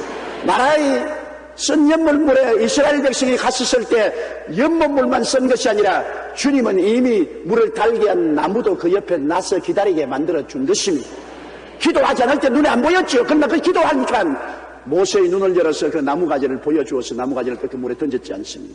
원망하고 불평하고 탄식하면 쓴물밖에 안 보입니다. 그러나 그 좌절과 절망에서 하나님의 기적을 바라보고 꿈을 가지고 믿고 기도하면 해답도 눈앞에 보이게 되는 것입니다. 하나님은 해답 없이 문제를 우리에게 보내지 않습니다. 문제가 오면 해답도 반드시 온다는 것을 알게 되시기를 주의 이름으로 축원합니다. 그러므로 주님께 맡기고 문제가 생길 때는 우리가 기도해야 되는 것입니다. 왜? 고난은 영광으로 통하는 길이기 때문에 그 고난을 통할 때는 영광이 오도록 기도를 해야 됩니다. 기도가 영광이 오는 파이프가 되는 것입니다. 시편 37편 5절로 6절에 너희 길을 야훼께 맡겨라. 저를 의지하면 저가 이루시고 내 의를 빛같이 나타내시며 내 공의를 정오의 빛같이 하시려고 말씀하신 것입니다. 고린도전서 10장 13절에 오직 하나님은 미쁘사 너희가 감당치 못할 시험당함을 허락지 아니하시고 시험당할 점에 또한 피할 길을 내사 너희로 능히 감당케 하시나니라. 시험이 오면 피할 길도 하나님이 예비하신다는 것입니다. 시험만 오면 우리가 시험에 빠져 절망하고 말죠. 그러나 기도하면 피할 길도 주님이 눈에 보여지게 해주신다는 것입니다. 허슨 테일러라는 영국의 유명한 선교사가 중국 내륙에 들어가서 양조에서 선교사역을 할 때입니다. 선교사들이 일요 선교를 열심히 하자 예수님을 반대하는 양조의 학자들과 일부 군인들이 선교사에 대한 나쁜 유언비어를 퍼뜨렸습니다. 그 결과 사람들 사이에는 선교사들이 죽어가는 사람들이 누나를 도려내고 어린아이들을 잡아먹으며 아이 변 여자의 벼를 갈라서 그것으로 약을 만든다는 터무니없는 소문을 퍼뜨렸습니다. 이 말을 들은 사람들은 분노해서 폭도로 변했습니다. 많은 선교사들이 돌에 맞고 심한 상처를 입었습니다. 이 소식은 영국에까지 전해져 급기야 국가 간의 문제로 발전했습니다. 엎친 데 덮친 격으로 영국에서는 허드슨 테일러가 이끄는 중국 내륙 선교회가 군함을 앞세우는 선교회로 알려져 선교 후원금마저 대폭 줄어졌습니다. 이제 200여 명이 넘는 선교사를 가진 선교회는 재정적인 심각한 문제에 부딪혀서 영국이 선교사를 파송한 이래로 최대의 위기에 처했었습니다. 그러나 허드슨 테일러는 사람들에게 구차한 변명을 하기보다 오히려 하나님 앞에 나가서 문을 닫고 엎드려 주님께 부르셨습니다. 주님, 중대한 위기에 처했습니다. 이 어려운 문제를 사람으로 해결할 수 없지만 문제가 있으면 해결책도 있는 줄 압니다. 주님께서 문제를 해결해 주시옵소서. 절대절명의 위기에서 허슨 테일러는 하나님께 부르짖게 됐습니다. 그러자 얼마 후에 세계적으로 유명한 고아의 아버지인 조지 뮬러 목사님부터 2,000파운드의 수표와 함께 격려의 편지가 도착했습니다. 하나님은 조지 뮬러 목사님을 통해서 2,000파운드라는 어마어마한 금액을 보내고 그리고 격려의 편지를 보냈습니다. 영국에서는 얼마 있지 않자 오해가 풀려 이전보다 더 크게 허드슨 테일러를 후원하는 모임이 생겨서 문제가 오히려 변하여 큰 영광이 되고 마는 것입니다. 옛날에는 허드슨 테일러가 중국 내지에 선교하는 것조차 몰랐는데 이것이 신문에 나고 소문이 났기 때문에 온 영국이 다 알고 그 다음 영국 교회가 기도하기 시작하고 더 많은 후원금을 보내서 내지 선교가 크게 부흥할 수 있는 것입니다. 우리가 어떤 고난을 만난다 할지라도 하나님께서는 다 알고 계십니다. 그러므로 기도로 하나님께 매달리고 기다리면 문제 해결은 하나님이 해주시는 것입니다. 나의 힘과 능으로 되지 않습니다. 하나님이 문제 해결을 해주시는 것입니다. 제가 홍콩에서 늘 그런 기도를 했습니다. 하나님, 나는 기도할 뿐입니다. 천기는 하나님이 주장하시지 나는 구름 한 점도 움직일 수 없습니다. 하나님이 천기를 주장하시니 나는 아무것도 못하지 않아요. 앉아서 기도만 합니다. 하나님은 하실 수가 있습니다. 하나님께 바라봅니다. 우리는 하실 수 있으신 하나님이 계십니다. 안 믿는 사람은 하나님이 계시지 않기 때문에 자기 힘으로 할 수 없으면 절망할 수밖에 없죠. 그러나 우리는 자기 힘으로 할 수 없어도 할 수 있는 하나님이 우리와 함께 계시기 때문에 절망할 수가 없는 것입니다. 굳세게 끝까지 믿어야 되는 것입니다. 믿음이라는 것은 여러분 감각에 의지하는 것이 아닙니다. 보고 듣고 냄새 맡고 맛보고 손으로 만지기 때문에 믿는 것도 아니고 믿음이라는 것은 우리 과거의 경험을 통해서 믿는 것도 아닙니다. 믿음이라는 것은 인간적인 이성으로 믿는 것도 아닙니다. 믿음이란 눈에는 아무 증거 안 보이고 귀에는 아무 소리 안 들리고 손에는 잡히는 게 없어도 내 앞에 칠흑같이 어두워도 하나님이 말씀하시기 때문에 말씀을 믿는 것입니다. 말씀에 서는 것입니다. 동남풍이 불고 서북풍이 불어도 말씀에 서는 것입니다. 갈릴리 풍랑을 지나갈 때 배가 물이 가득해서 깔아지게 됐을 때 제자들이 예수님을 잠에서 깨워 일으키니 예수님이 일어나서 바다와 바람을 구지시며 잠잠해졌습니다. 그때 주님이 제자들 보고 뭐라고 했습니까? 내 믿음을 어디다 두었느냐? 예수님이 바다 건너편으로 가자고 했으면 바람이 불고 배에 물이 가득하고 배가 가라앉아도 건너가는 것입니다. 하나님의 말씀은 1.1핵도 변함이 없습니다. 제자들이 무너지고 이 땅이 꺼져도 이루어지는 것입니다. 그렇기 때문에 예수님의 말씀을 믿지 않고 환경을 바라보고 두려워한 제자들 보고 꾸짖는 것입니다. 내 믿음을 어디다 두었느냐? 여러분과 나의 믿음을 감각에 두어서는 안 됩니다. 환경에 두어서는 안 됩니다. 내 생각에 두어서는 안 됩니다. 우리의 믿음은 주의 말씀에 두어야만 하는 것입니다. 히브리서 11장 6절에 믿음이 없이는 기쁘시게 못하나니 하나님께 나아가는 자는 반드시 그가 계신 것과 또한 그가 자기를 찾는 자들에게 상 주시는 이심을 믿어야 할지니라. 로마서 4장 17절에 그의 믿은 바 하나님은 죽은 자를 살리시며 없는 것을 있는 것 같이 부르시는 이신이라고 말씀하신 것입니다. 가난한 상인의 아들에서 세계적으로 유명한 호텔 주인이 된 힐튼은 어린 시절 어머니가 늘 힐튼에게 이런 말을 했습니다. 내가 장성하면 나도 내 아버지도 내 형제들도 모두 내 곁을 떠나갈 것이다. 그렇다고 해서 내가 혼자 되는 것은 아니다. 왜냐하면 늘 너와 동행하시는 분이 계시기 때문이지. 그분은 바로 예수님이시란다. 그러니 예수님께서 내 모든 걱정을 맡아주신다. 걱정을 예수님께 맡기고 살아라. 그분이 내게 힘을 주실 것이다. 당시 힐튼 나이가 어렸기 때문에 어머니의 말씀을 이해하지 못하고 어머니가 늘 종교적인 말을 하는가 보다 그렇게 생각했습니다. 그러나 세월이 흘러 힐튼이 장성하여 사업가가 된 후 그는 어려운 고비를 넘길 때마다 어머님의 말씀을 기억하고 주님을 의지했습니다. 후에 힐튼은 이렇게 고백했습니다. 사업을 시작하고 처음으로 호텔이 파산하게 되었을 때 내 머릿속에는 지난날 이해하지 못했던 어머님의 말씀이 떠올랐다. 그래서 난 어려운 문제에 항복하지 않고 예수님께로 달려가 내 문제를 알았다. 그리고 예수님을 의지했다. 그랬더니 예수님께서 내게 힘을 주셨다. 그 후로 나는 예수님을 의지해서 어떤 고난과 어려움도 이겨내고 결과로 세계적인 호텔 체인인 힐튼 호텔 체인을 만들 수가 있었다고 말하는 것입니다. 하나님께서는 우리의 고난을 알고 계시고 또 우리가 기도하면 고난을 이겨낼 힘과 용기도 주시고 하나님이 해답도 주실 것을 우리가 믿어야만 되는 것입니다. 믿는 자와 믿지 않은 자의 차이가 뭡니까? 예수 안 믿는 자는 고난을 당할 때 인간의 힘을 믿습니다. 그리고 인간의 힘으로 할 수 없으면 낭패합니다. 우리는 죽은 자를 살리시며 없는 것을 있게 하시는 하나님을 믿습니다. 그렇기 때문에 우리는 인간의 감각이나 체험에 의지하지 않고 하나님 말씀에 의지하고 주님께 끝까지 부르짖어 기도할 수가 있기 때문인 것입니다. 고난당할 때 원망하고 불평하고 단식하는 것은 참 쉽습니다. 괴로우면 원망이 나와요. 나는 믿음이 강하기 때문에 원망하는다. 여러분, 믿음이 강해도 원망 나와요. 나는 47년 동안 목회했지만 요번에 홍콩에서 나중에는 원망이 나오려고 하더라고요. 하나님, 내가 내 일 하러 왔습니까? 하나님 일 하러 왔는데 왜 자꾸 비를 줍니까? 무슨 내가 내 일을 하러 와서 모르겠지만 하나님 일 하러 왔는데 이렇게 속상하게 만듭니까? 비가 줄기차게 내리고. 그런 생각이 마음에 떨어오고 입술에서 나오려고 그러더라고. 기도하는데 애써라 사탄아 물러가라. 어디에 감히 원망하느냐. 그래서 당장 바꿔서 주여 비를 주시는 것도 고맙습니다. 나는 모르지만은 주님이 필요하기 때문에 비를 주시지 않겠습니까?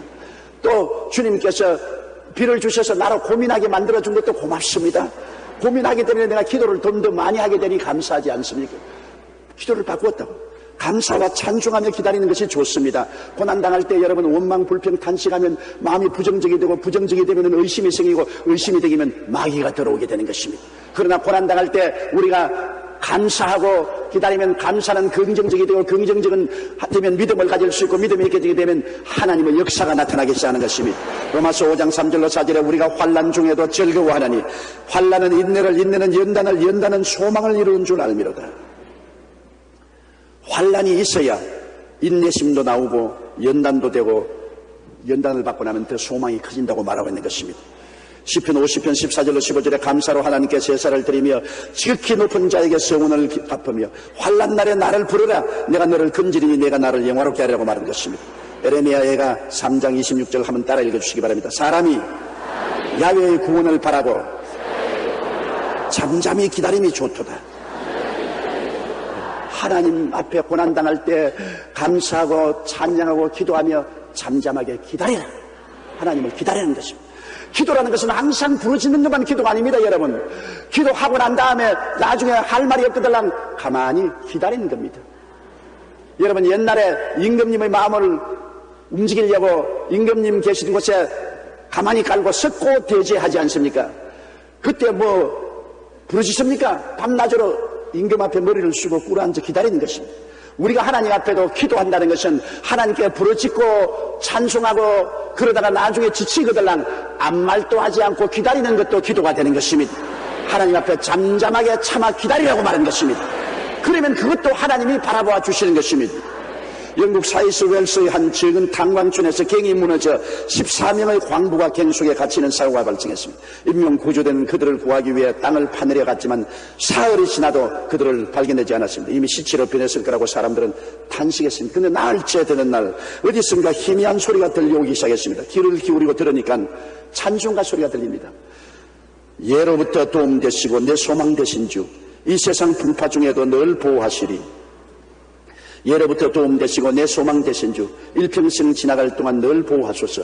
찬송가 438장을 합창하는 소리가 들립니다. 광부들이 캄캄한 갱도에 갇혀서 먹지도 마시도 못하고 구원의 손길을 바라고 기도하고 난 다음에 그들은 하나님을 기다리면서 함께 이 찬송을 불렀습니다. 예로부터 도움 되시고 내 소망 되신 주, 이 세상 풍파 중에도 늘 보호하시리. 예로부터 도움 되시고 내 소망 되신 주, 일평생 지나갈 동안 늘 보호하소서. 그런데 이 찬송 소리가 땅 빈틈을 타고 구주하는 사람들의 귀에 들리게 된 것입니다. 그래서 그 찬송 소리를 향하여 땅을 파고 들어가니까 고스란히 갱도에 갇힌 14명의 광부들이 살아있어서 그들을 구원할 수가 있는 것입니다. 기도하며 찬송하며 하나님의 도우심을 기다렸기 때문에 살았지, 원망하고 불평하고 탄식하고 조바심을 가지고 발부둥을 쳤더라면 지풀에 죽어버리고 말았을 것입니다. 고난 가운데 있는 여러분이 있습니까? 하나님께 기도했다면 감사하고 찬송하며 기다리십시오. 하루도 좋고 이틀도 좋고 열흘도 좋고 기다리십시오. 내가 찬송하고 기도했으면 하나님이 다 들으셨습니다. 이제 문제는 우리가 기다리는 길밖에 없는 것입니다. 저는 어릴 때 우리 집이 산장에 있었습니다. 경상남도 울주군 삼남면 교동리 31번지 산장에 있었습니다. 산에서 내려와서 논두렁을 지나가지고서 개천을 지나야 학교로 갑니다. 그런데 그러자니까 혼자 가니까 다니면서 메뚜기도 잡아보고 돌도 차보고 풀도 뽑아보고 그러면서 학교를 가는데, 초여름이 되면은 벌레가 벼 이삭으로 기어 올라와서 그게 껍질이 벗겨지면서 잠자리가 되어 나와요. 고치가 기어 올라오는데, 그런데 보면 잠자리가 그 고치에서 나오려고 막 애를 씁니다. 학교 갈 때 거기에서 애를 쓰는 것, 학교 갔다 돌아오면서 보면 아직도 못 나오고 애를 쓰고 있어요.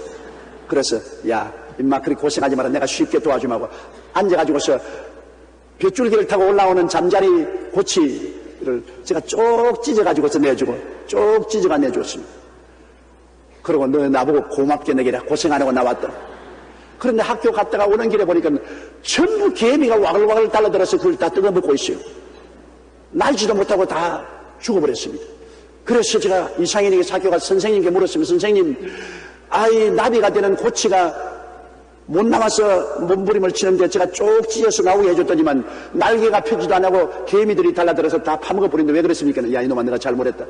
이놈들이 그 고치 좁은 곳에서 나온다고 몸부림을 칠 때 몸에서 기름이 나와서 날개를 적심으로 나오면 날개가 쫙 햇빛에서 벗겨져서 날 수가 있는데, 몸을 좁은 구멍에서 나온다고 몸부림치면서 몸에서 기름이 나와서 날개를 적셔줘야 날개가 펼치는데 네가 쭉 찢어버리니까 기름이 안 나와 나개가 쪼글쪼글 해져버려가지고서 땅에 기고 날지 못함으로 개미 밥이 되지 않았냐.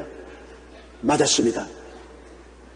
잠자리가 활짝 날개를 펼 수 있는 것도 조그마한 고치 속에서 나온다고 몸부림쳐서 몸에서 기름이 나와서 날개를 적셔야 햇빛에서 그 날개가 활짝 펴지는 것처럼, 우리가 기도가 활짝 펴지고 신앙이 활짝 펴져서 믿음, 소망, 사랑의 날개를 펴고 나르려면 고난의 고치를 통해서 기름이 나와야 되는 것입니다.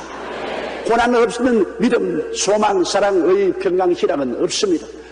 우리가 신앙의 날개를 활짝 펴고 영광스럽게 되기 위해서는 고난의 터널을 지나야 되는 것입니다. 성경 창세기부터 계시록까지 읽을 거리가 그렇게 많고 우리가 마음의 감동을 느끼고 믿음을 얻는 것은 많은 고난을 당한 때 기도함으로 하나님이 응답한 기적의 기록이 바로 성경인 것입니다. 고난이 없으면 하나님의 기적도 나타나지 아니하고 하나님의 기적이 나타나지 않으시면 성경도 기록되지 않았을 것입니다. 고난은 바로 여러분과 나에게 하나님이 기적을 보내겠다는 표시인 것입니다. 모든 고난의 길은 주님을 믿고 의지하며 기도하고 낙심치 않으면 영광으로 나아가는 길이 되는 것입니다. 문제가 없으면 해답도 없고 고난이 없으면 영광도 없다는 것을 우리가 알아야만 하는 것입니다. 우리의 잠시 받는 환난에 경한 것이 지극히 크고 영원한 영광에 중한 것을 우리에게 이루게 함이라고 말한 것입니다. 또한 성경에는 생각건대 현재의 고난은 장차 우리에게 나타날 영광과 좋게 비교할 수 없다고 말한 것입니다. 지금 땅에서 우리가 고난당함으로 말미암아 회개하고 잡아가고 부러지고 기도해서 우리 영혼이 성장하면 그가 장차 그를 말미암아 받을 영광과는 도저히 그 고난은 비교할 수 없다는 것입니다. 될 수 있으면 고난 안 받는 것이 좋지요. 고난을 좋아할 사람 아무도 없습니다. 그러나 고난을 받지 아니하면 영광도 없다는 것을 알아야 되는 것입니다. 여러분의 신앙이 자라는 것은 고난의 밥을 먹고 자라는 것입니다. 그러므로 고난당할 때 낙심하지 마십시오. 고난당할 때 여러분 하나님이 계시기 때문에 고난은 다 영광으로 변하는데 적은 고난은 적은 영광으로, 큰 고난은 많은 영광을 가지고서 여러분께 다가올 것입니다. 이번 홍콩 성회의 사람들은 다 입을 모아 말하기를 조목사 설교를 통해서 은혜 받는 것보다도 비가 안 오는 것으로 은혜를 더 받았다고 했었습니다. 비가 원래부터 안 왔으면 영광도 안 나타날 것인데 집회 직전까지 비가 쏟아지다가 집회만 시작하면 비가 그치고 또 집회를 마치고 나면 또 비가 쏟아졌으니까 하나님이 살아서 역사하는 영광을 보여줄 수가 있는 것입니다. 그러므로 오히려 고난당한 것이 큰 유익이 되었던 것입니다. 우리 고개 숙여 기도드리겠습니다. 사랑이 많으신 우리 하나님 아버지요, 우리가 이 땅에 사는 동안 고난당하지 않을 사람은 없습니다. 적고 큰 고난을 당할 때 하나님이 계시기 때문에 우리는 감사하고 찬미하고 기다릴 수가 있습니다. 하나님이 없는 사람은 좌절하고 절망하고 낙심할 수밖에 없지만은 하나님이 계시고 천지와 만물을 지으신 그 하나님이 우리를 사랑하고 우리 곁에 계심으로 하나님은 모든 고난이 합동하여 유익이 되게 만들어 주실 것을 알고 있기 때문에 담대할 수 있사옵니다. 아버지 하나님, 우리 성도들 중에 고난을 당한 자가 많이 있습니다. 크고 작은 고난 당할 때 하나님 앞에 엎드려 기도하게 도와주시옵소서. 낙심하지 말고 믿음으로 기도하고 하나님께 기다리게 하여 주시옵시고 하나님의 영광을 체험하게 도와주시옵소서. 예수님 이름으로 기도드리옵나이다. 마귀라는 제목으로 하나님 말씀을 나누고자 합니다. 범죄가 없는 세상에 되면 얼마나 살기 좋겠습니까? 탐욕과 압제와 불평등이 없는 세계, 미움과 전쟁과 살상이 없는 세계, 죽음의 고통과 절망이 없는 세계, 이와 같은 세계는 마귀가 있는 이상 우리는 도저히 신령할 수가 없습니다. 마귀는 우는 사자같이 두루다니며 삼킬 자를 찾고 있습니다. 마귀는 생명의 도적으로 도적질하고 죽이고 멸망시키려고 발부둥치고 있습니다. 마귀는 쉬지 않고 우리를 욕하고 참수하고 있습니다. 마귀에 대한 말은 실상 우리 듣고 싶지 않습니다. 그러나 이런 마귀가 있는 이상 마귀에 대하여 알아야 경계심을 가질 수가 있습니다. 적을 알고 나를 알면 100번 싸워 100번 이긴다고 하는 손자병법에도 가르치고 있습니다. 첫째로, 마귀는 어떠한 존재인가? 마귀는 원래부터 있은 존재인가? 어떻게 해서 마귀가 되었는가? 이런 질문을 하게 되는 것입니다. 마귀는 하나님의 피조물이지만 하나님이 가장 아름답게 지은 천사장입니다. 하나님과 비기려고 할만치 잘 지음을 받은 천사장이었습니다. 너무너무 아름답고 멋있게 지음을 받았기 때문에 마귀가 일단 자기를 보고 도취해버리고 말았습니다. 여러분, 그리스 신화에 보면은 나르시스, 즉 수선화란 꽃의 근원에 대한 이야기가 있습니다. 나르시스라는 사람이 연못가에 와서 연못에 비친 자기 얼굴을 들여다보니 너무 아름다워서 자기 얼굴에 너무 심취해서 그만 그걸 바라보다가 물에 빠져 죽어버렸어요. 그래서 그 사람이 수선화가 되어서 연못에 피는 아름다운 수선화가 되었다. 그래서 수선화를 나르시스라고 합니다. 자기의 아름다움에 도취한 그 사람을 나르시즘에 빠진 사람이라고 말합니다. 바로 이 마귀가 나르시즘에 빠졌습니다. 너무나 자기가 아름답기 때문에 그만 착각과 환상을 가지게 되었습니다. 자기도 하나님처럼 될 수 있다는 착각에 빠지고 말하는 것입니다. 이사야 14장 12절로 14절에 너 아침의 아들 계명성이여, 즉 마귀의 이름 루시퍼입니다. 어찌 그리 하늘에서 떨어졌으며 너 열국을 엎은 자여 어찌 그리 땅에 찍혔는고, 내가 내 마음에 이르기를 내가 하늘에 올라 하나님의 뭇별 위에 나의 보좌를 높이리라. 내가 북극 지표의 산 위에 좌정하리라. 가장 높은 구름 위에 올라 지극히 높은 자와 비기리라 하도다. 이처럼 하나님과 비기려고 생각할 만큼 착각을 일으킬 정도로 아름답게 지음을 받았으니 가히 상상할 수가 없습니다. 그렇기 때문에 마귀는 자기의 정체성에 혼돈을 가지고 왔습니다. 혹시 내가 하나님이 아닌가? 그런 혼돈을 가질 정조입니다. 에스겔 28장 13절로 14절에 마귀의 그 모습을 보십시오. 내가 옛적에 하나님의 동산 에덴에 있어서 각종 보석국, 홍보석과 황보석과 금강석과 황옥과 홍만호와 창옥과 청보석과 남보석과 홍옥과 황금으로 단장하였으며 내가 지음을 받던 날에 너를 위하여 소고와 비파가 예배되었으도다. 너는 기름 부음을 받는 듭는 구름이여 내가 너를 세우며 내가 하나님의 성산에 있어서 화강석 사이에 왕래하였도다. 하나님이 지으셨는데 그 단장한 것이 여러분 우리가 상상할 수 있는 모든 보석을 다 이름 지어 표현하고 있는 것입니다. 그리고 그는 하나님의 기름 부음 받는 듭는 그룹이었습니다. 그룹 천사는 가장 높은 천사요 하나님의 보좌를 호위하는 천사인 것입니다. 그리고 더구나 이 마귀에게는 하나님이 가장 좋아하는 직분을 맡겼습니다. 그 직분이 뭐냐 하면 비파와 소구를 맡겼습니다. 음악을 맡긴 것입니다. 하나님은 음악을 좋아하지 않습니다. 이스라엘이 찬양 중에 거하시는 하나님이라 했으니 하나님은 찬양하는 곳에 와 계신 것입니다. 마귀도 그 흉을 내어서 마귀도 음악을 좋아합니다. 세상의 온갖 부패한 음악을 마귀는 좋아하고 인간을 타락시키는 가장 근원적인 힘으로 음악을 사용하고 있는 것입니다. 인생과 음악은 도저히 끈을 내야 끊을 수가 없습니다. 그런데 하나님의 신령한 노래를 부르는 총책임자를 하나님은 이 루시퍼에게 명하셨습니다. 그러므로 마귀는 정말 하나님과 비교되고 할 만큼 잘 지음을 받은 천사장이었고 그 정체성은 형언할 수 없을 만큼 아름다운 존재였었습니다. 그가 하나님을 반역하여 자기가 하나님처럼 되려고 했을 때 혼자 한 것이 아닙니다. 하늘 천사 3분의 1을 꾀해가지고서 같이 반역을 도모한 것입니다. 하늘의 천사 3분의 1이 이 루시퍼를 따랐습니다. 요한계시록 12장 3절로 4절에 보면 하늘에 또 다른 이적이 보이니 보라 한 큰 붉은 용이 있어 머리가 7이요 뿔이 10이라 그 여러 머리에 7 면류관이 있는데 그 꼬리가 하늘 별 3분의 1을 끌어다가 땅에 던지더라. 하늘의 별은 천사를 말해요. 3분의 1을 용이 그 꼬리로서 휘어감아 땅에 던진 것입니다. 반역의 3분의 1의 하늘 천사들이 끌려 들어간 것입니다. 그리고 마귀는 지금도 공중에 왕국을 세우고 반역을 개최하고 있습니다. 성경에는 공중에 권세 잡은 악의 영들이라고 말하고 있는 것입니다. 그런 공중에 정사를 세웠습니다. 정사라는 것은 정부입니다. 오늘 소위 말하는 임금이나 대통령이나 수상자리에 마귀가 앉아서 정부를 구성하고 있습니다. 권세를 가지고 있습니다. 장관을 임명하고 있습니다. 그리고 세상 주관자를 가지고 있습니다. 각 세계 지방의 장관을 세우고 있습니다. 공중의 악령들은 마귀의 군대를 가지고 있습니다. 꼭 요사이 세상에 있는 조직과 같은 조직입니다. 한 나라의 대통령, 수상 혹은 임금이 있고 그 밑에 장관들이 있고 지방장관이 있고 그 다음 군대들이 있습니다. 마귀는 그러한 조직을 가지고 조직적으로 오늘날 공중의 권세를 잡고 활동을 하고 있다고 성경은 우리에게 가르쳐주고 있는 것입니다.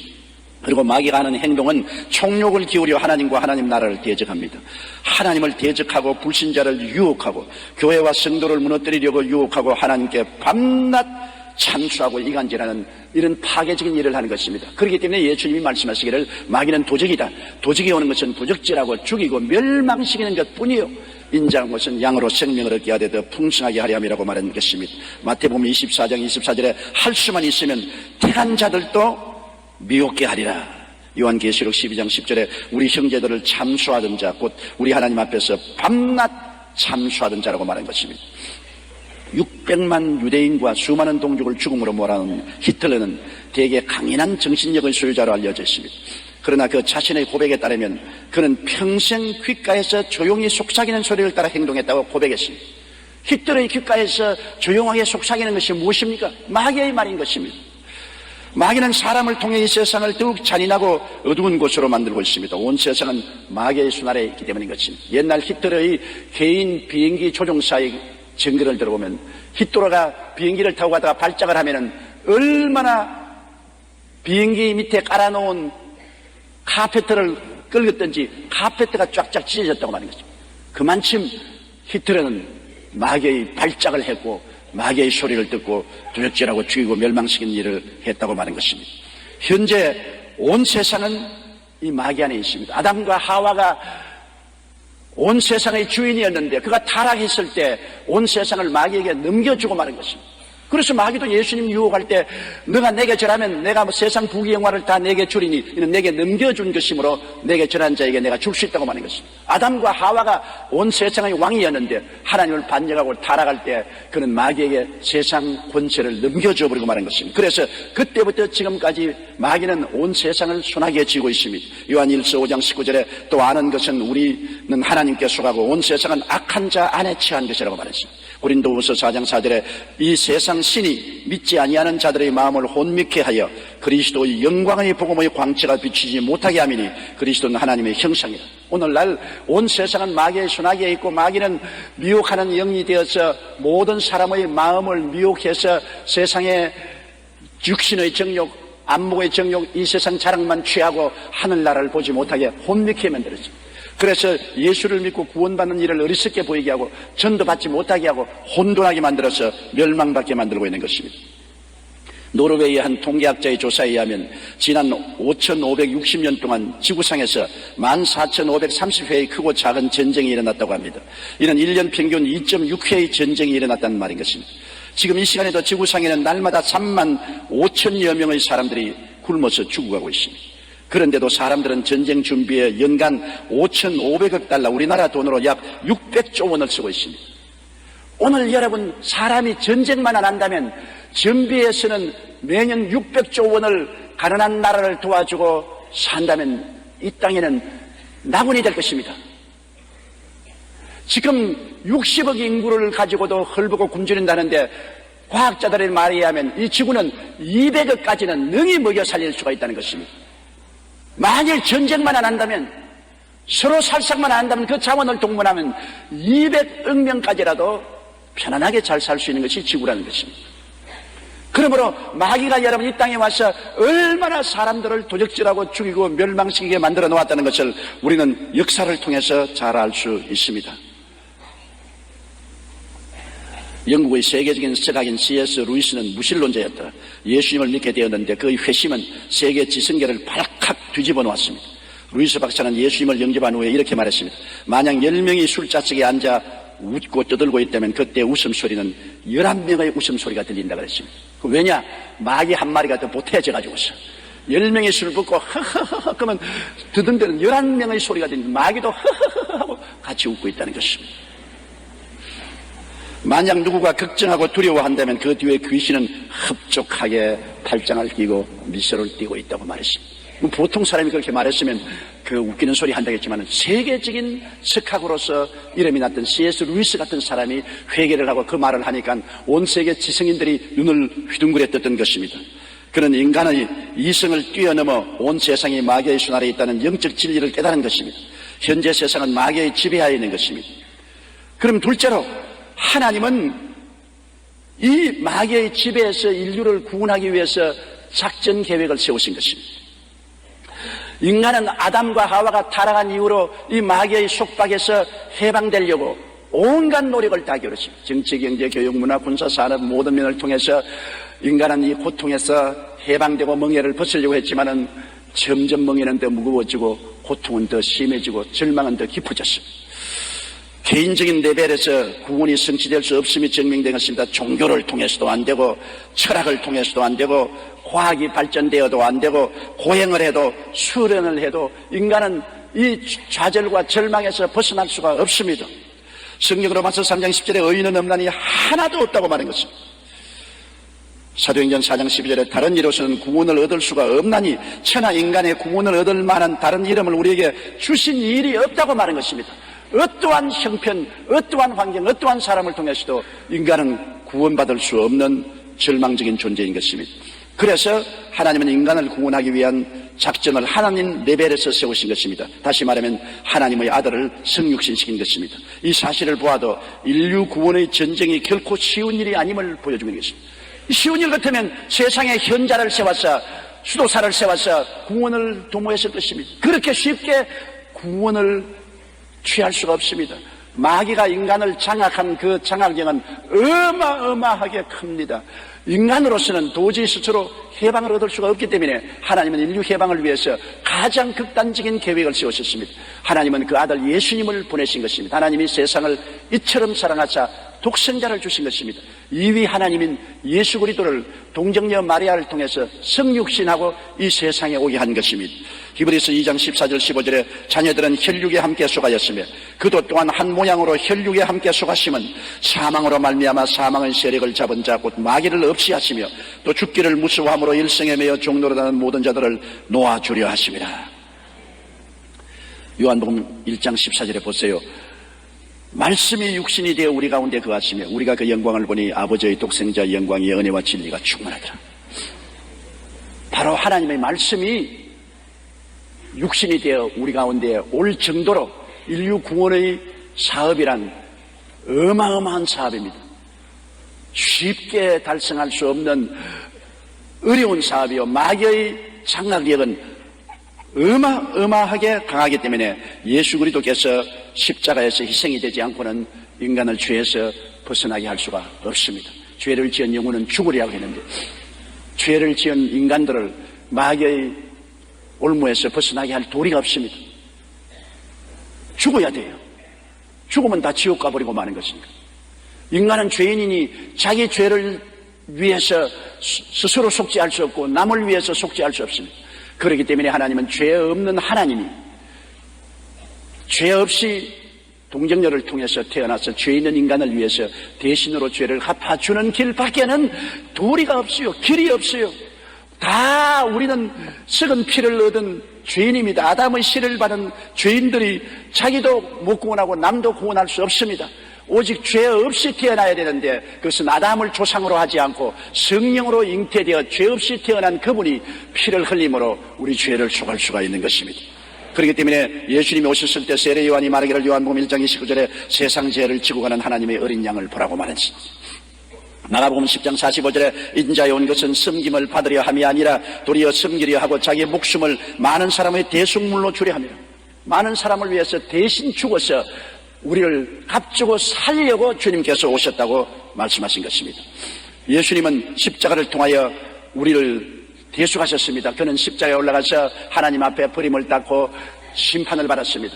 보통 사람은 아무래도 자기 죄 때문에 죽지만 예수님은 하나님이 사람으로 오시기 때문에 완전한 하나님이요 완전한 사람이 십자가에서 죄 없이 못 지켜 피를 흘림으로 그 피값은 어마어마하게 값집니다. 영원하고 무한한 하나님이 흘리신 보혈이기 때문에 영원하고 무한한 효과를 발생하는 피의 능력이 있는 것입니다. 보혈의 능력이 큽니다. 보혈의 능력이 위대합니다. 예수님이 십자가에서 그 피를 인류의 죄 때문에 흘렸을 때 마귀는 몸부림을 쳤습니다. 왜냐? 죄악의 사슬로 인간을 옮아매었는데 보혈이 그 죄의 사슬을 녹여버렸었습니다. 그 죄의 사슬이 보혈 앞에서 사라졌습니다. 마귀는 인간을 묶을 수 있는 유일한 도구인 죄악의 사슬이 무너져 내리는 것을 보고 발부둥을 쳤습니다만 하나님의 아들이 목숨을 바쳐 피를 흘린 데는 감당할 수가 없었습니다. 예수님은 십자가에서 고난을 받으시고 내가 다 이루었다라고 외친 것입니다. 내가 다 갚았다. 다시 말하면 상황 끝. 죄악이 환영한 세상에 죄를 주님께서 끝내버렸습니다. 세상을 끝내버렸습니다. 병을 끝내버렸습니다. 저주를 끝내버렸습니다. 사망과 음부를 끝내버렸습니다. 상황 끝. 주님이 모든 것을 끝이고 승리하신 것입니다. 골로새서 1장 13절로 14절에 그가 우리를 흑암의 권세에서 건져내사 그의 사랑의 아들 나라로 옮기셨으니 그 아들 안에서 우리가 구속 곧 죄사함을 얻었도다. 고린도전서 15장 55절로 50절에 사망아 너희 이기는 것이 어디 있느냐? 사망아 너희 쏘는 것이 어디 있느냐? 사망을 쏘는 것은 죄요 죄의 권능은 율법이라 우리 주 예수 그리스도로 말미암아 우리에게 이김을 주시는 하나님께 감사하느라고 말한 것입니다. 전쟁은 끝났습니다. 그러나 전투는 계속하고 있습니다. 전쟁에 진 마귀는 이제는 패전의 게리라가 되어서 계속 저항을 하고 있는 것입니다. 주님 오시는 그날까지 패전한 마귀는 귀신과 더불어 게리라전을 계속할 것입니다. 골로새서 2장 15절에는 정사와 권세를 벗어버려 밝히 드러내시고 십자가로 승리했습니다. 마귀의 정사도 권세도 다 벗어버렸어요. 십자가로 밝히 승리를 하셨습니다. 그러나 게리라처는 계속하고 있습니다. 베드로전서 5장 8절로 9절에 근신하라 깨어라 너희 대적 마귀가 우는 사자같이 두루다니며 삼킬 자를 찾나니 너희는 믿음을 굳게 하여 저를 대적하라고 말한 것입니다. 옛날에는 대적도 못했습니다. 마귀의 종인데 어떻게 대적합니까? 이제는 예수 그리스도께서 전쟁에 이기고 마귀의 속박에서 해방되었으므로 우리는 마귀를 대적할 수 있는 것입니다. 물리칠 수 있는 것입니다. 이라크전은 미국 연합군이 2003년 3월 20일 이라크의 바그다드 남동부 등의 미사일 폭격을 가함으로 시작되었습니다. 연합군은 순식간에 대통령궁과 통신센터를 파괴하고 국제공항을 장악했습니다. 그리고 전쟁 발발 26일 후인 4월 14일 미군이 후세인의 고향인 북부 티그리트 중심부에 진입함으로 공식적으로 이라크 전쟁은 끝났습니다. 주님이 아니고 미국은 이라크 전을 시작한 지 26일 만에 전쟁 종결되었습니다. 상황 끝입니다.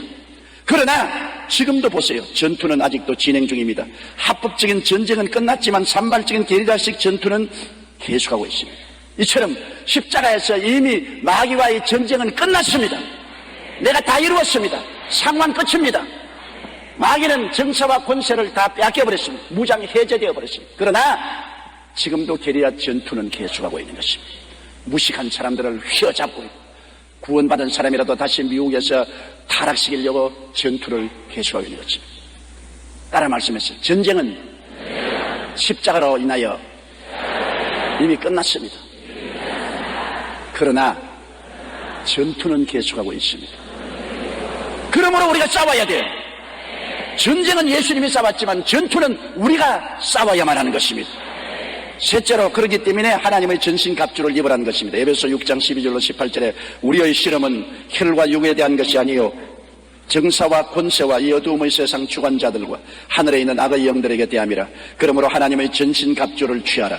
이는 악한 날에 너희가 능히 대적하고 모든 일을 행한 후에 서기 위함이라. 그런즉 서서 진리로 너희 허리띠를 띠고 의의 흉배를 붙이고 평안의 복음을 예비한 것으로 신을 신고 모든 것 위에 믿음의 방패를 가지고 이로써 능히 약한 자의 모든 화전을 소멸하고 구원의 투구와 성령의 검고 하나님의 말씀을 가지라. 모든 기도와 간구를 하되 무시로 성령 안에서 기도하고 이를 위하여 깨어 구하기를 항상 힘쓰며 여러 성도를 위해서 구하라고 말하고 있는 것입니다.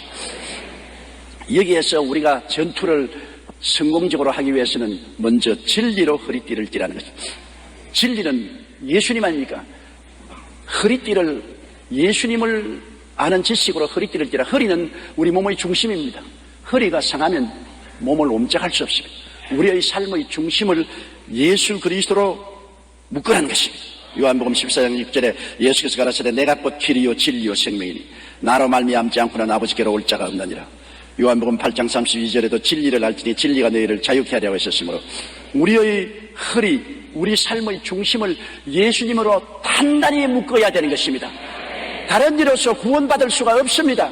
예수 그리스도 이외에 다른 것으로 허리를 묶었다가는 허리가 휘어지고 디스크가 걸립니다. 우리의 영적인 허리를 예수 그리스도 하나님의 아들의 진리로 묶어야 됩니다. 하나님의 아들이요 동정녀에 탄생하셨고 우리 위하여 죽으시고 사흘 만에 부활해서 승천하시고 다시 오실 그리스도의 진리로 우리 허리띠를 묶어야 되는 것입니다. 이단에 빠졌다가 우리 교회에 출석하는 어떤 자매님의 간증을 제가 들어보았습니다. 이 자매님은 24년간이나 어떤 이단 사슬에 빠져 있었습니다.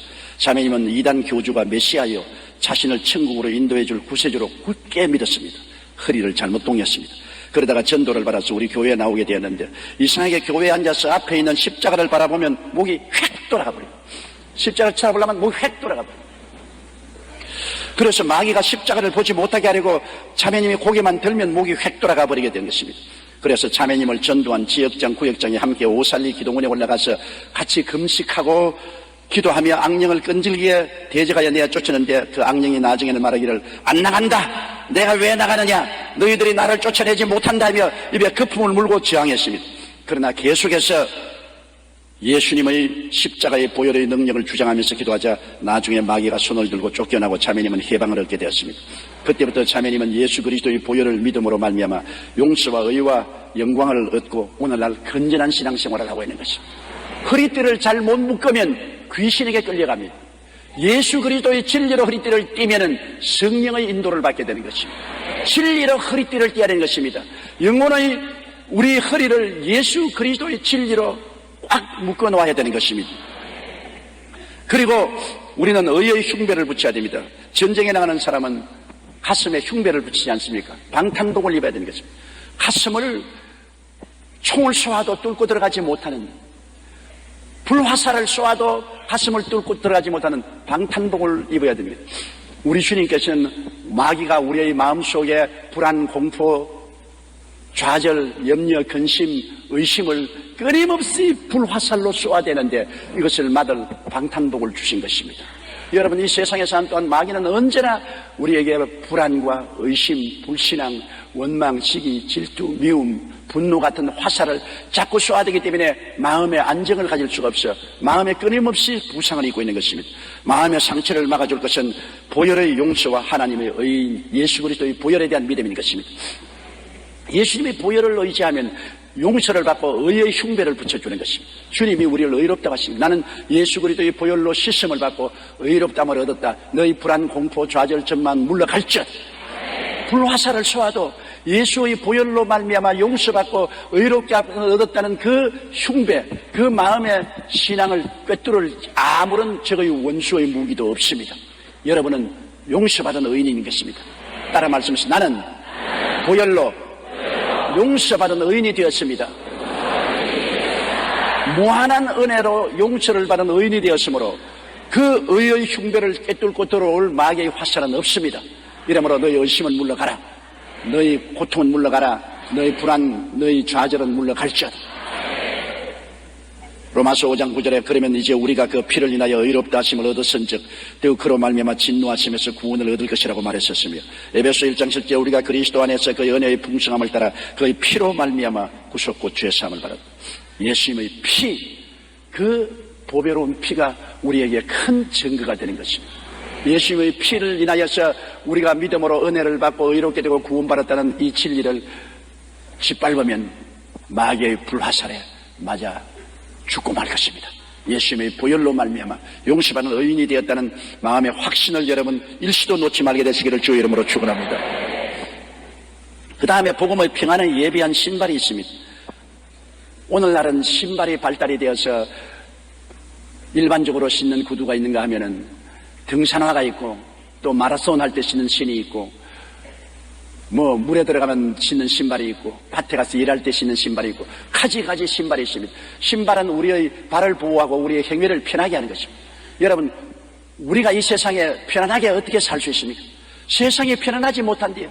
가시와 은극히가 나가 있습니다. 세상은 저주받은 곳이라 어느 곳에 가도 가시와 은극히가 나가 있는데 이곳에서 편안하게 행할 수가 있습니까? 예수님은 십자가를 통하여 우리가 편안하게 신고 갈 수 있는 신발을 만들었으니 십자가의 보혈로 말미암아 용서와 의와 영광의 신발을 만들어 놓았었습니다. 마귀와 세상을 벗어버리고 거룩하고 성령 충만할 수 있는 신발을 만들어 놓았습니다. 치료와 건강의 신발을 만들어 놓았었습니다. 아브라함의 축복과 형통의 신발을 만들어 놓은 것입니다. 부활과 영생과 천국에 올라가는 신발을 만들어 놓았을 것입니다. 예수님께서 내가 다 이루었다 하실 때 우리를 위해서 이 땅에서 믿음으로 신고 갈 편안의 신발을 예비해 놓으신 것입니다. 우리가 믿음으로 이 신발을 신을 수 있습니다. 용서와 의의 신발도 믿음으로 신고 거룩함과 성령 충만도 믿음으로 내가 신고 치료와 건강도 내가 믿음으로 신발을 신고 축복과 아브라함의 형통도 내가 믿음으로 신고 부활과 영생과 천국도 믿음으로 신고 우리는 믿음으로 담대하게 가시밭길을 걸어갈 수가 있는 것입니다. 복음의 평안의 예비한 신발을 신고 가면 마귀가 아무리 가시와 은극히로 우리 앞을 막아놓아도 다른 사람들은 못 가도 예수 이름으로 그리스도 예비한 신발을 신은 우리들은 아무 주제 없이 가시밭과 은극히 길을 짓밟고 쩌벅쩌벅 걸어갈 수 있으므로 마귀가 기절초풍을 하고 낮아빠질 수밖에 없는 것입니다. 그 다음에는 구원의 투구를 쓰라고 말한 것입니다. 머리는 생각하는 것이 아닙니까? 머리에 투구를 쓰면은 아무리 적이 칼을 치더라도 창으로 찌르더라도 머리가 보호막을 받습니다. 머리는 생각을 하는 것인데 마귀가 우리에게 부정적인 생각을 끊임없이 가져옵니다. 너는 못한다, 너는 안 된다, 너는 할 수 없다, 너는 망한다, 너는 패배자다, 너는 아무것도 못한다. 끊임없는 부정적인 공격을 우리의 생각 속에 하고 있는 것입니다. 그러나 우리는 여기에 그리스도로 말미암아 구원의 투구를 써야 돼요. 주님은 우리에게 구원을 주기 위해서 오신 것입니다. 주님은 도적이 오는 것은 어찌라고 죽이고 멸망시키는 것뿐이요 인자한 것은 양으로 생명을 얻되 풍성히 얻게 하려 함이라. 주님은 우리에게 풍성한 생명을 주시기 위해서 오신 것입니다. 그러므로 어떤 투구를 쓸까요? 주님께서 요한 3서 2절에 말한 것처럼 사랑하는 자여 내 영혼이 잘됨같이 내가 범사에 잘되며 강건하기를 간구하노라. 아담이 에덴에서 3대 재앙을 주었습니다. 영혼의 죽음, 환경의 저주, 육체의 질병과 죽음과 멸망의 3대 재앙을 가지고 왔으나 예수님은 십자가의 보혈로 말미암아 3중 축복을 갖다 주었습니다. 영혼이 용서받고 의롭게 되고 잘됨같이 저주에서 해방되어서 범사에 잘되고 치료와 건강을 얻는 강건함을 주셨습니다. 우리의 머리에 3중 축복의 생각으로 꽉 채워놓아야 되는 것입니다. 나는 전인 구원을 받았다. 영혼이 잘됨같이 범사에 잘되며 강건하다. 생명을 얻되 풍성하게 얻었다. 이 3중 축복의 생각으로 머리를 무장하고 그것을 꿈꾸고 바라보며 사는 삶이 구원의 투구를 쓴 삶인 것입니다. 우리는 어떠한 마귀의 공격이 와도 웃기지 마라. 예수 그리스도로 말미암아 우리는 3대 재앙에서 3중 축복을 받은 사람이다. 나는 영혼이 잘되고 범사에 잘되며 강건하도록 시험을 받은 사람이다. 새 사람이다. 예수 이름으로 나는 이것을 믿는다. 너희 마귀는 물러가라. 물리칠 수가 있는 것입니다. 그러므로 구원의 투구를 항상 써야 되는 것입니다. 그 다음에는 믿음의 방패를 가지고 살아야 됩니다. 우리가 감각적으로 살면 안 됩니다. 눈에 보이는 대로, 귀에 듣는 대로, 느끼는 대로 하면은 이 세상이 불안하기가 짝이 없습니다. 항상 세상의 기류는 변하고 환경은 변합니다. 그 변하는 것을 보고 늘 우리가 마음에 동요하면 끝이 없습니다. 밤은 항상 오는 것이고 풍랑도 늘 오는 것이고 가시밭길도 오는 것이고 높은 산도 어려운 암벽도 타고 가야 되는 것입니다. 그래서 그런 환경만 바라보면 우리는 좌절하고 절망할 수밖에 없습니다. 우리는 마음에 언제나 소망을 가지고 살기 위해서는 믿음으로 살아야 되는 것입니다. 나의 의인은 믿음으로 말미암아 살리라. 뒤로 물러가면 내 마음이 저를 기뻐하지 않으리라. 할 수 있거든이 무슨 말이냐. 믿는 자에게는 능치 못하심이 없나니라. 내 믿음대로 될지어다. 그러므로 우리가 하나님 말씀을 믿고서 살아야지 환경을 보고 살아서는 안 되는 것입니다. 눈에는 아무 증거 안 보이고 귀에는 아무 소리 안 들리고 손에 잡히는 건 없어도 기록하였으되 성경에 말씀하시기를 그 말씀 위에 우리가 서야 되는 것입니다. 마귀가 아무리 우리를 환경으로 공격해도 우리는 끝내주도록 믿음에 서서 뒤로 돌아보면 안 됩니다. 물러가면 안 됩니다. 믿음에 서서 나가야 되는 것입니다. 믿음은 들음에서 나며 들음은 그리스도의 말씀으로 말미암기 때문에 말씀을 듣고 읽고 연구하고 말씀으로 무장하고 우리가 말씀에 서서 나가면 믿음으로 나가기 때문에 그 믿음의 방패를 가지고 마귀가 오는 모든 의심의 화살을 다 받아치울 수가 있는 것입니다. 기록하였으되 성경에 말씀하시기를 그것이 끝장입니다. 그 이상의 다른 방패는 있을 수가 없는 것입니다. 아무리 마귀의 날카로운 창칼이 우리를 찔러도 기록하였으되 성경이 말씀하시기를 이 방패 앞에 모든 창금은 다 부러지고 마는 것입니다. 그리고 마지막으로 성령의 검을 가져라. 성령의 검은 바로 하나님 말씀 아닙니까? 말씀은 성령의 메스입니다. 말씀 앞에 성령은 찔립니다. 마귀는 찔립니다. 성령은 말씀을 사용하는 것입니다.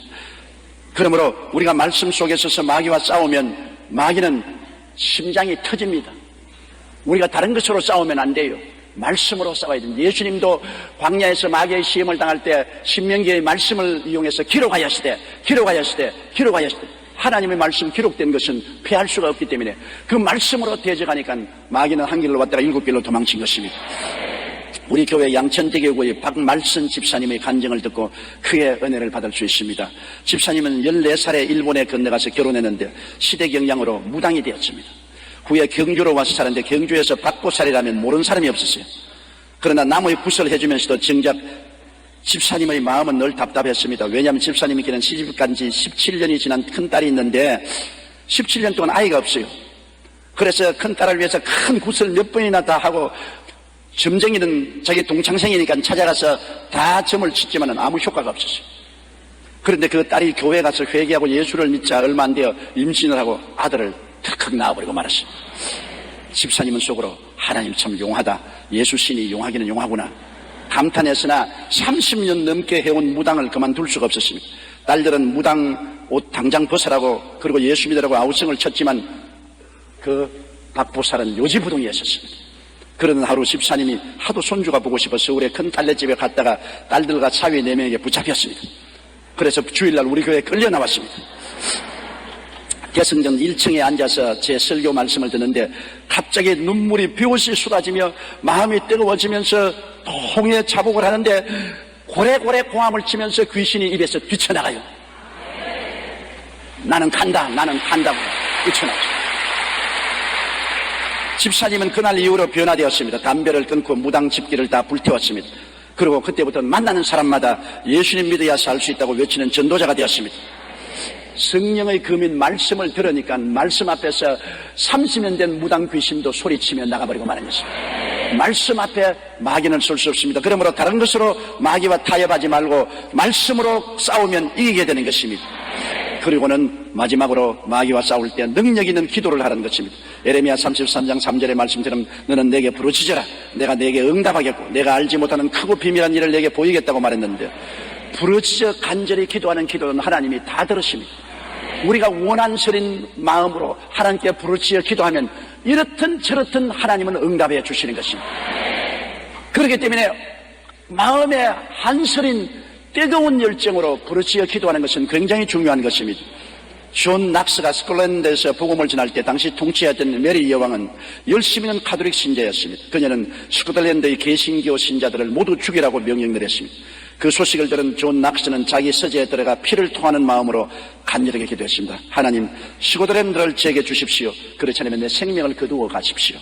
그가 기도하던 방 창문으로는 메리 여왕이 살고 있는 궁전이 보였는데, 그는 그곳을 바라보며 같은 기도를 몇 시간씩 되풀이했습니다.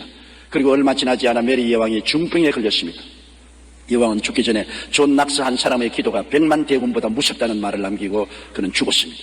존 낙스의 기도를 통해서 피로 물들여야 될 스코틀랜드의 신교 교인들은 목숨을 건지게 되고 번창하게 된 것입니다. 능력 있는 기도는 마귀의 진을 회파해버리고 마는 것입니다. 그리고 수시로 성령 안에서 기도하라 했습니다. 우리가 능력 있는 기도할 뿐 아니라 수시로 시간 날 때마다 성령 안에서 기도하라, 방언 기도하라는 것입니다. 성령 안에서 기도는 방언 기도인 것입니다.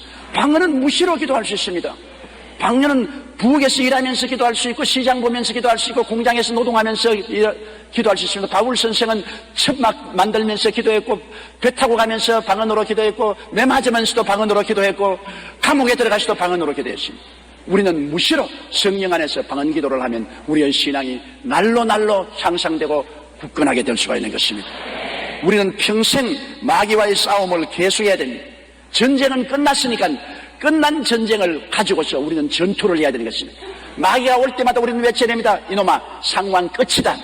이미 전쟁은 끝났다. 너는 게릴라다. 예수 이름으로 명하노니 물러갈지어다.